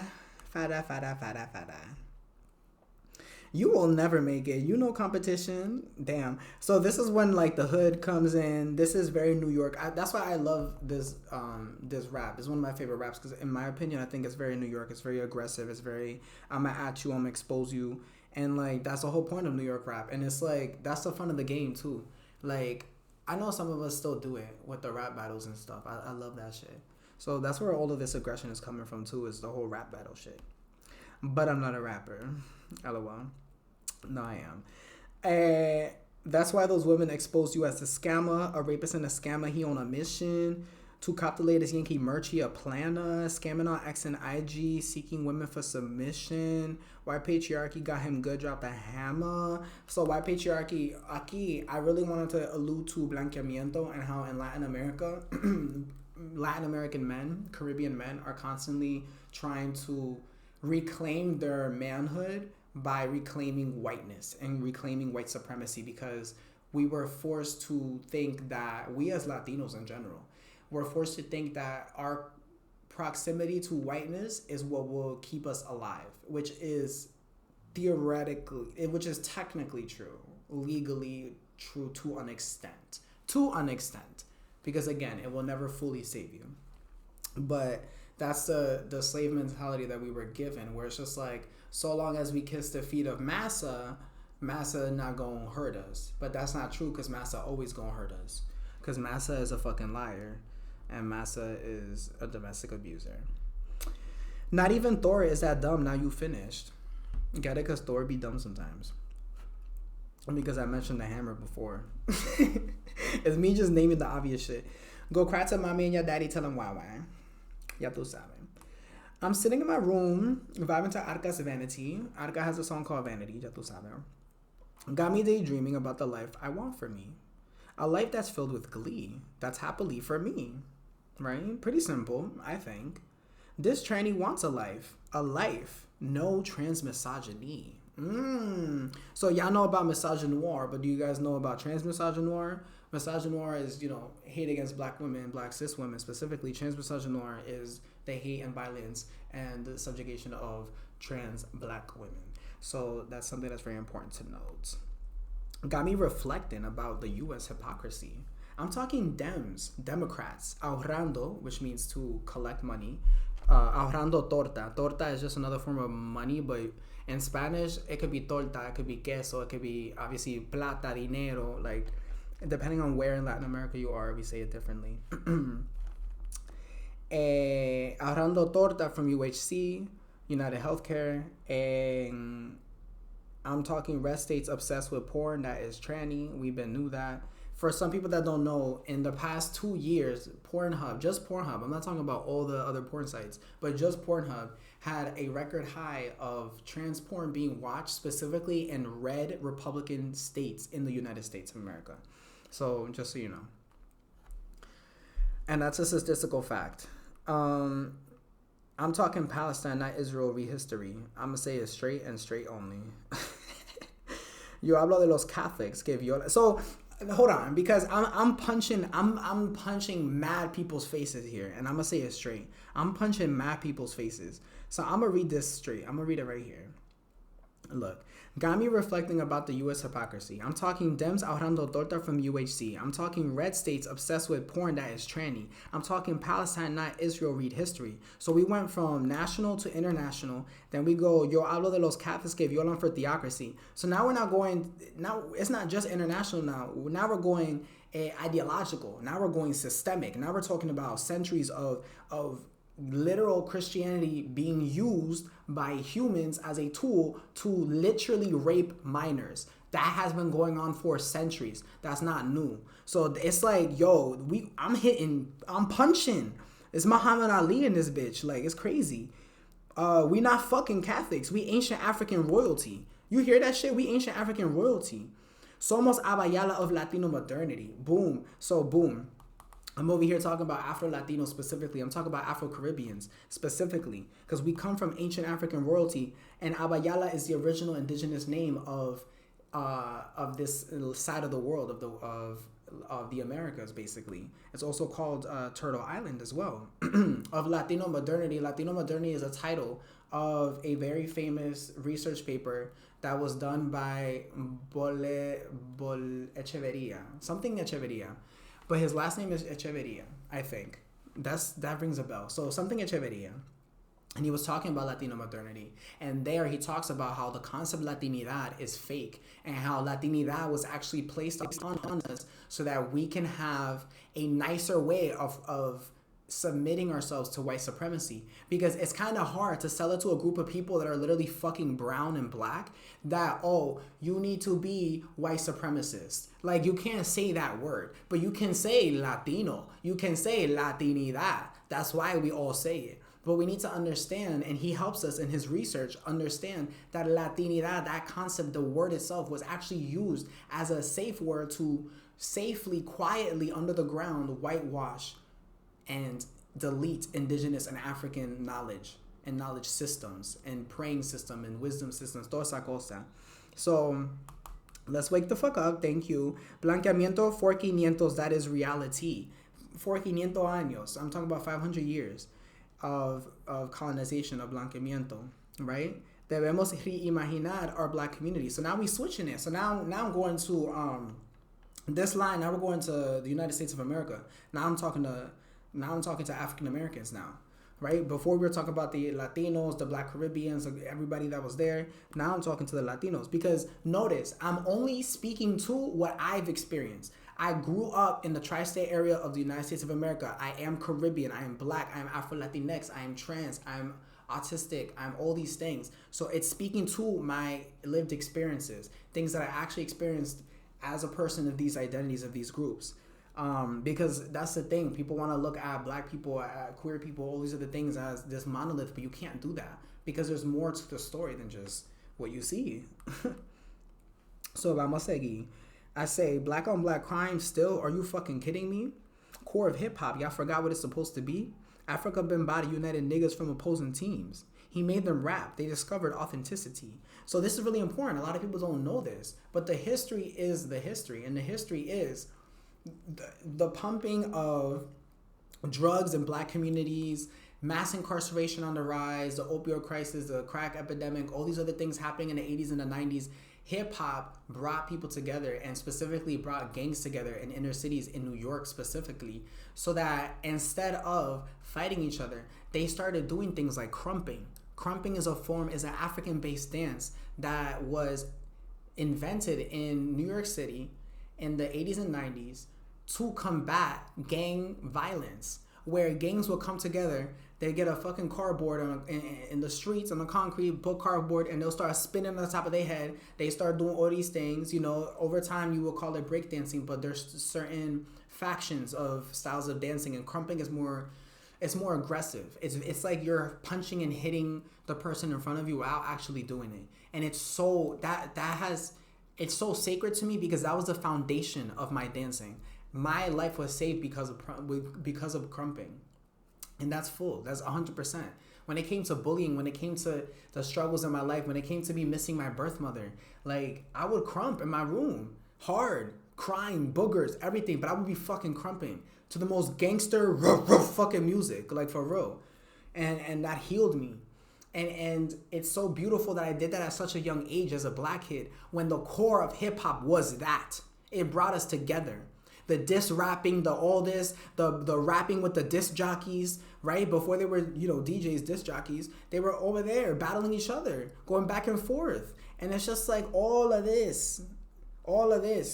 We did that because white people wanted us to kill each other. And we decided not to do that, because we decided to what? What did I say in the beginning? We decided to preserve our blackness. That's what we did. That is the fucking point of hip hop. Hip hop was created to preserve black bodies, black minds. They designed us to kill each other. Listen. That is why the REDPRINT is so important. That is why Luigi, the song, is so important. That is why this verse is so important.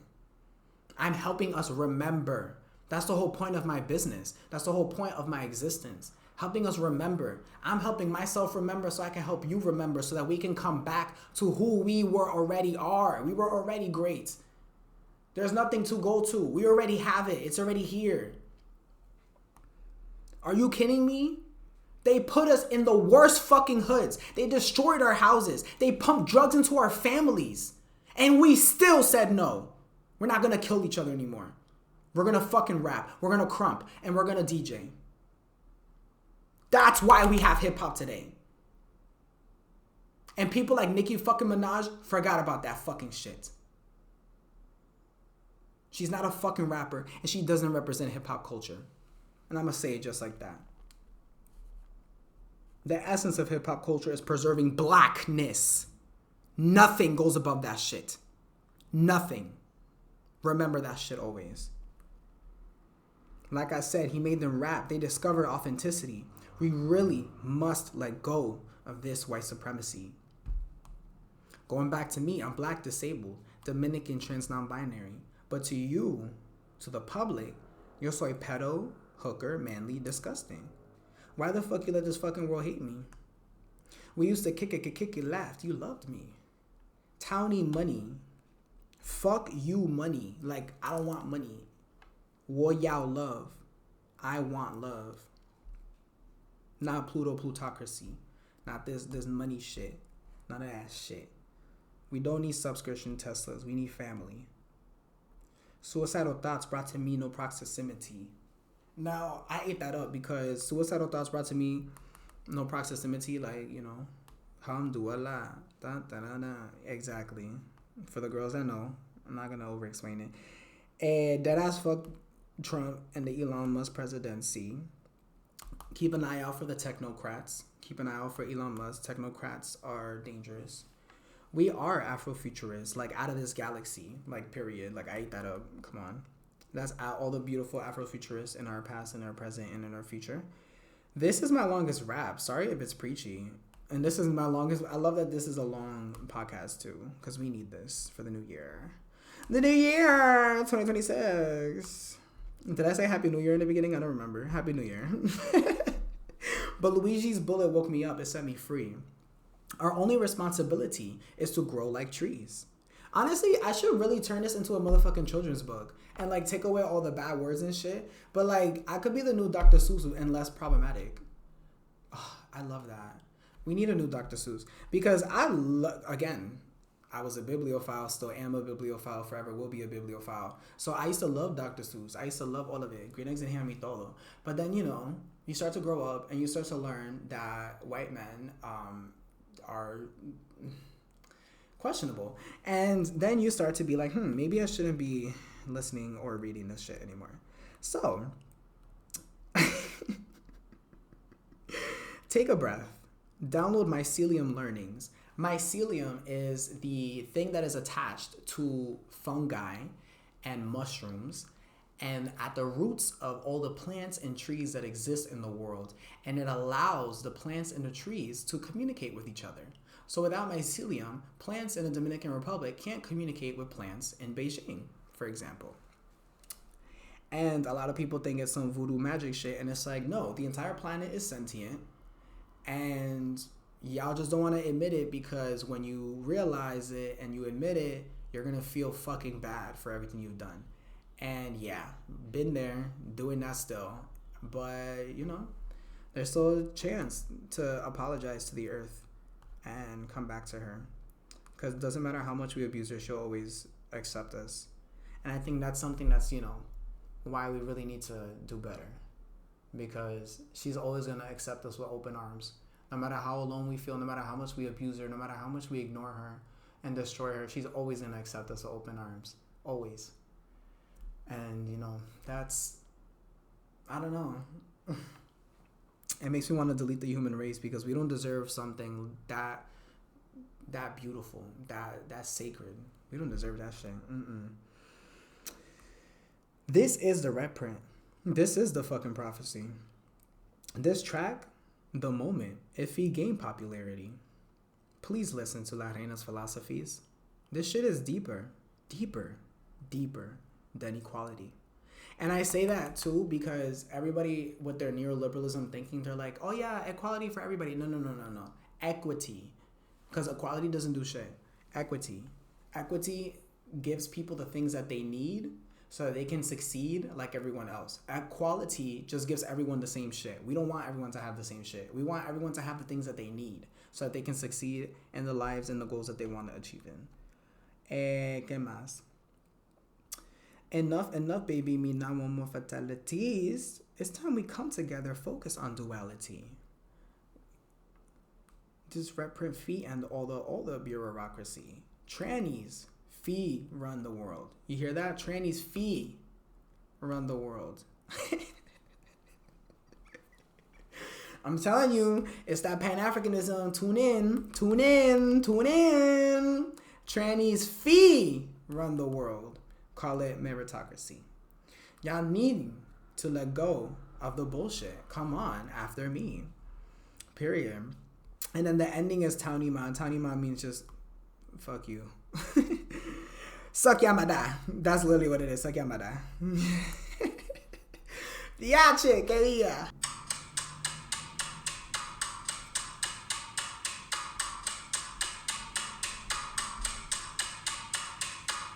We're going to the future, baby. We're going to the future, baby. Are we going to the future, mommy? Are we going to the future, mommy? We're going to the future, baby. We're going to the future, baby. Are we going to the future, mommy? Are we going to the future, mommy? We're going to the future, baby. We're going to the future, baby. Are we going to the future, mommy? Are we going to the future, mommy? We're going to the future, baby. We're going to the future, baby. Are we going to the future, mommy? Are we going to the future, mommy? Don't stop, can't stop, don't wanna stop. Don't stop, can't stop, don't wanna stop. Don't stop, can't stop, don't wanna stop. Don't stop, can't stop, don't wanna stop. Stop. Don't stop, can't stop, don't wanna stop. Don't stop, can't stop, don't wanna stop. Don't stop, can't stop, don't wanna stop. Don't stop, can't stop, don't wanna stop. I'm running and running and running and running and running and running and running. I ain't running for myself no more. Ya estoy concentrando en amor. Look, tú no sabes que lo he sufrido. Violencia de toda forma un delito. Forzado en un closet muy escondido. Broken heart y gravemente herido. Ido. Vamos al futuro, mija. Vamos al futuro, mija. Y vamos al futuro, mami. Y vamos al futuro, mami. Vamos al futuro, mija. Vamos al futuro, mija. Y vamos al futuro, mami. Y vamos al futuro, mami. Vamos al futuro, mija. Vamos al futuro, mija. Y vamos al futuro, mami. Y vamos al futuro, mami. Vamos al futuro, mija. Vamos al futuro, mija. Y vamos al futuro, mami. Y vamos al futuro, mami. I'm the alpha, you the beta. Fuck you, niggas, come mierda. Esa cajita en la izquierda. Llévalo y nunca vuelva. Mira, yo soy una leyenda. Este tecuache quema. Cuando yo tengo pico es una fiera. No quiero Snickers, dame la hierba. Púntate bonito, te voy a dar una prueba. Prímame tu cuenta y tu banco de reserva. Sácame a comer, luego pa' tu vivienda. Yo sé que quieres esto, ven a entrar a mi cueva. I'm the alpha, you the beta. Fuck you, niggas, come mierda. Esa cajita en la izquierda. Llévalo y nunca vuelva. We're going to the future, baby. We're going to the future, baby. Are we going to the future, mommy? Are we going to the future, mommy? We're going to the future, baby. We're going to the future, baby. Are we going to the future, mommy? Are we going to the future, mommy? We're going to the future, baby. We're going to the future, baby. Are we going to the future, mommy? Are we going to the future, mommy? We're going to the future, baby. We're going to the future, baby. Are we going to the future, mommy? Are we going to the future, mommy? Mira, tú eres mala suerte. Tú eres tú y yo rebelde. Nunca te voy a temerte. Nunca te voy a obedecerte. Estoy enfocado en creando puentes y mundos utilizando mi mente. En mi chosen family hay mucha gente. En mi comunidad faltan gente. Mataron a mi transmanadere. Quemaron su cuerpo que fue que fuerte. No sé qué hacer, pienso en la muerte. Me siento mal, quería protegerte. Me siento mal, no podía defenderte. Tú y todos los trans son valientes. Te mataron por ser diferente. Ojalá mi generación sea más paciente. Vamos al futuro, mija. Vamos al futuro, mija. Y vamos al futuro, mami. Y vamos al futuro, mami. Vamos al futuro, mija. Vamos al futuro, mija. Y vamos al futuro, mami. Y vamos al futuro, mami. Vamos al futuro, mija. Vamos al futuro, mija. Y vamos al futuro, mami. Y vamos al futuro, mami. Vamos al futuro, mija. Vamos al futuro, mija. Y vamos al futuro, mami. Y vamos al futuro, mami.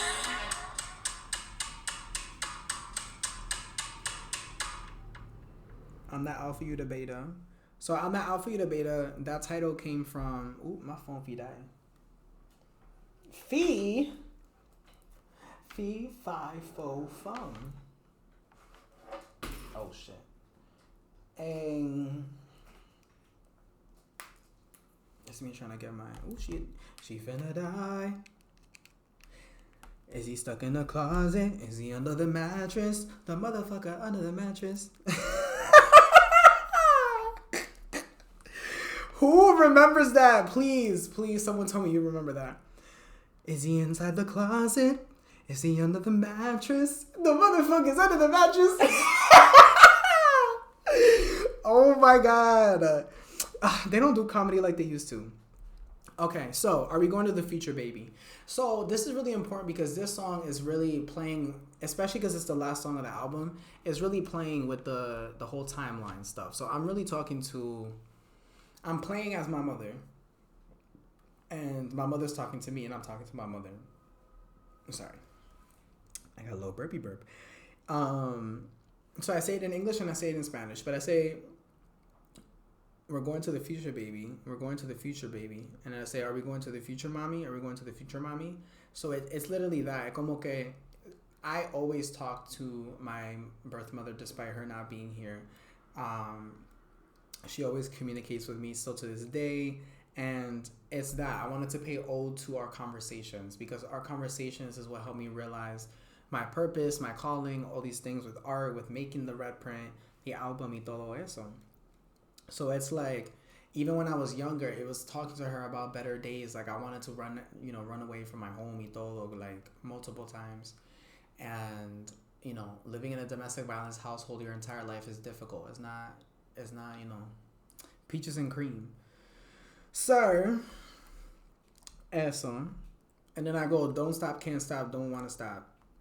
And it's eso. It's like, that's my new motto. That's my new realization. It's like, I don't want to stop. I don't want to stop being me. I don't want to stop making art. I don't want to stop supporting youth and youth empowerment and youth autonomy and all these other things. Like, that's my focus.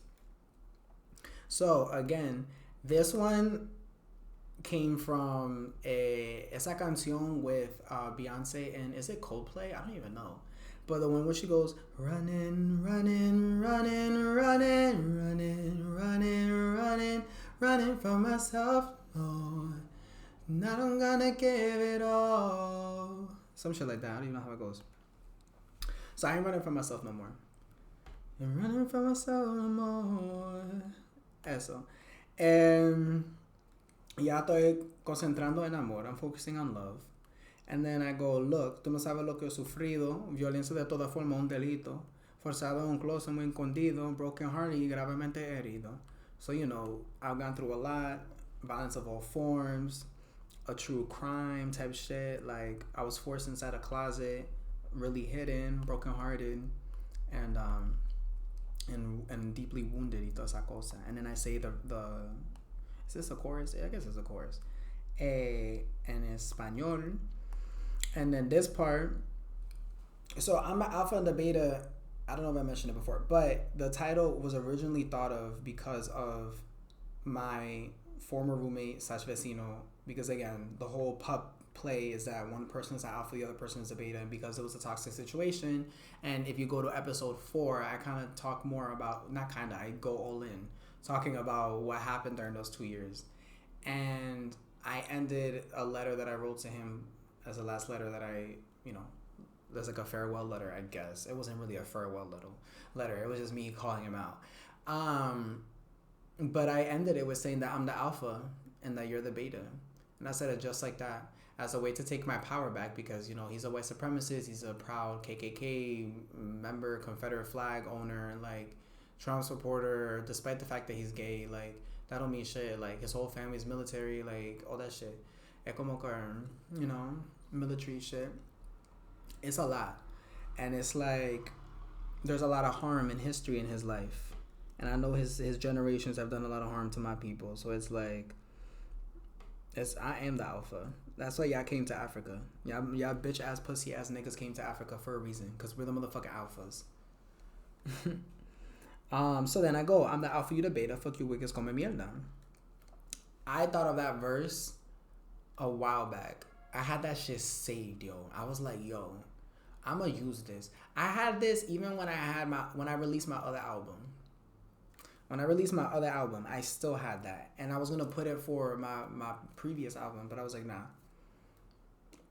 Not for I'm Gonna Ox Now, but for I was gonna put it for Toca Corazon. I'm pretty sure. And I was like, you know what? I'm gonna keep it for something else. Esa cajita a la izquierda, llévalo nunca vuelva. So, you know, everything you own in the box to the left. That's my motherfucking song. Don't you ever for a second get to thinking you're irreplaceable. Mira, yo soy la yo una leyenda. This is the cutest. I think this part is so cute. But yeah, I'm a legend. Este tacuache quema quema. So un tacuache. I grew up with a lot of Mexican influence. Pero more specifically, un tacuache is a car that is like a race car that they fix the wheels so they can race with it and they can drift with it. And the tires obviously make a tire sound. And the more that it does that, the more your tacuache quemas. And you want your tacuache to quema. And the tacuache is the name of the truck. And or a car.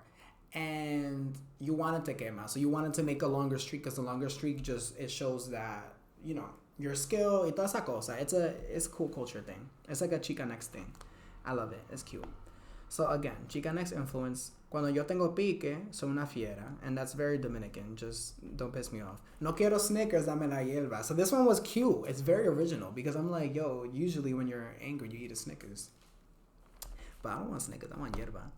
Pórtate bonito y te voy a dar una prueba. So if you behave, I'll give you a little sneak peek. Escríbeme tu cuenta y tu banco reserva. So, you know, my little sex worker era, my little OnlyFans era, you know, like, give me money and I'll send you pictures of my feet. Basically. Sácame a comer, you know, comer, for the girls that know. Take me out to eat, luego pa tu vivienda, after that, then to your place. Yo sé que quiere esto, venga a entrar a mi cueva. Enter my cave. Play on words. And then I say the alpha and the beta again.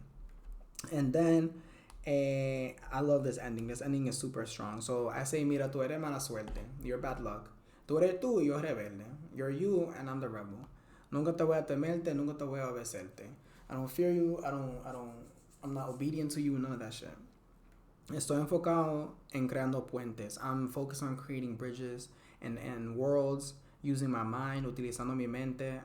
In my chosen family, there's a lot of people, but in my community, there's not as many people. There's people lost. So I'm specifically talking about my trans community here. Mataron a mi trans hermana Derek. Quemaron su cuerpo, que fucking fuerte. So I support a lot of African trans communities and organizations and people in general. And I'm only able to support them and communicate with them via Instagram. So I got a notification a while back of one of our trans sisters in Africa who was stoned to death and burned alive. And there was a whole video. And I watched the whole video. And it was a lot. The individual, Derek, she was still alive all the way through until they burned her body. And that's heavy. But that's also the reality of being trans. That's also the reality of being trans, but more importantly, being black trans. And black trans in the global south. That's something that is not talked about enough in the global north. No sé qué hacer, pienso en la muerte. I think of death. I don't know what to do. I feel bad. I wanted to protect you. I feel bad. I couldn't defend you. You and all trans people are brave. They killed you for being different. And hopefully my generation is more patient. And that's how I finish him. So that's the album. I really appreciate everyone taking their time to listen to this entire episode. I put my blood, sweat, and tears into this. I want people to understand that my music is not meant to be club music. I know a lot of people are like, oh, this could be in the club or this, that, and the third. I appreciate it, but I want people to understand that that's not a compliment to me, and that's not something that I'm looking for. I'm not looking for the whole, I want my songs to be like Ice Spice popular. I don't want none of that. And I want people to really understand that. So thank you for the compliments. Thank you for saying that it could be in a party, but I don't want that. I want my music to be profound. I want my music to be heard. I want my music to be performed on stages for theater. I want people to use my music to make choreography that is revolutionary for protest. This is protest music. This is revolutionary music. This is history music. This is black music. I want people to take notes. I want people to grow. I want people to, weaponize their tongues. Really take the time to understand why I chose the lyrics, why I chose the sounds, the music. I'm a different bitch, and you can see that. My body refuses to make one album that is only one thing. I can't. I want to. I want to make an only bachata album, an only jazz album, an only this album, but I can't, because that's not who I am. I can't allow that, because that's not who I am. It's not. My art, my music, my vibrations, my rhythms, all that, they're one, but they're one in many different ways. So, to reimagine and challenge the self via art, that has been my life motto for more than 5 years now. Before I made it my motto for my business, before I made it my motto for my art, for my ensayos, for all that shit. It has been my motto for a really long time, because I use art every day to reimagine and challenge myself. And I really hope that you can use this art to reimagine and challenge yourself, because you matter. And it's February 1st. It's Black History Month. And I want us to really love and reflect ourselves as black people, as brown people, as marginalized people.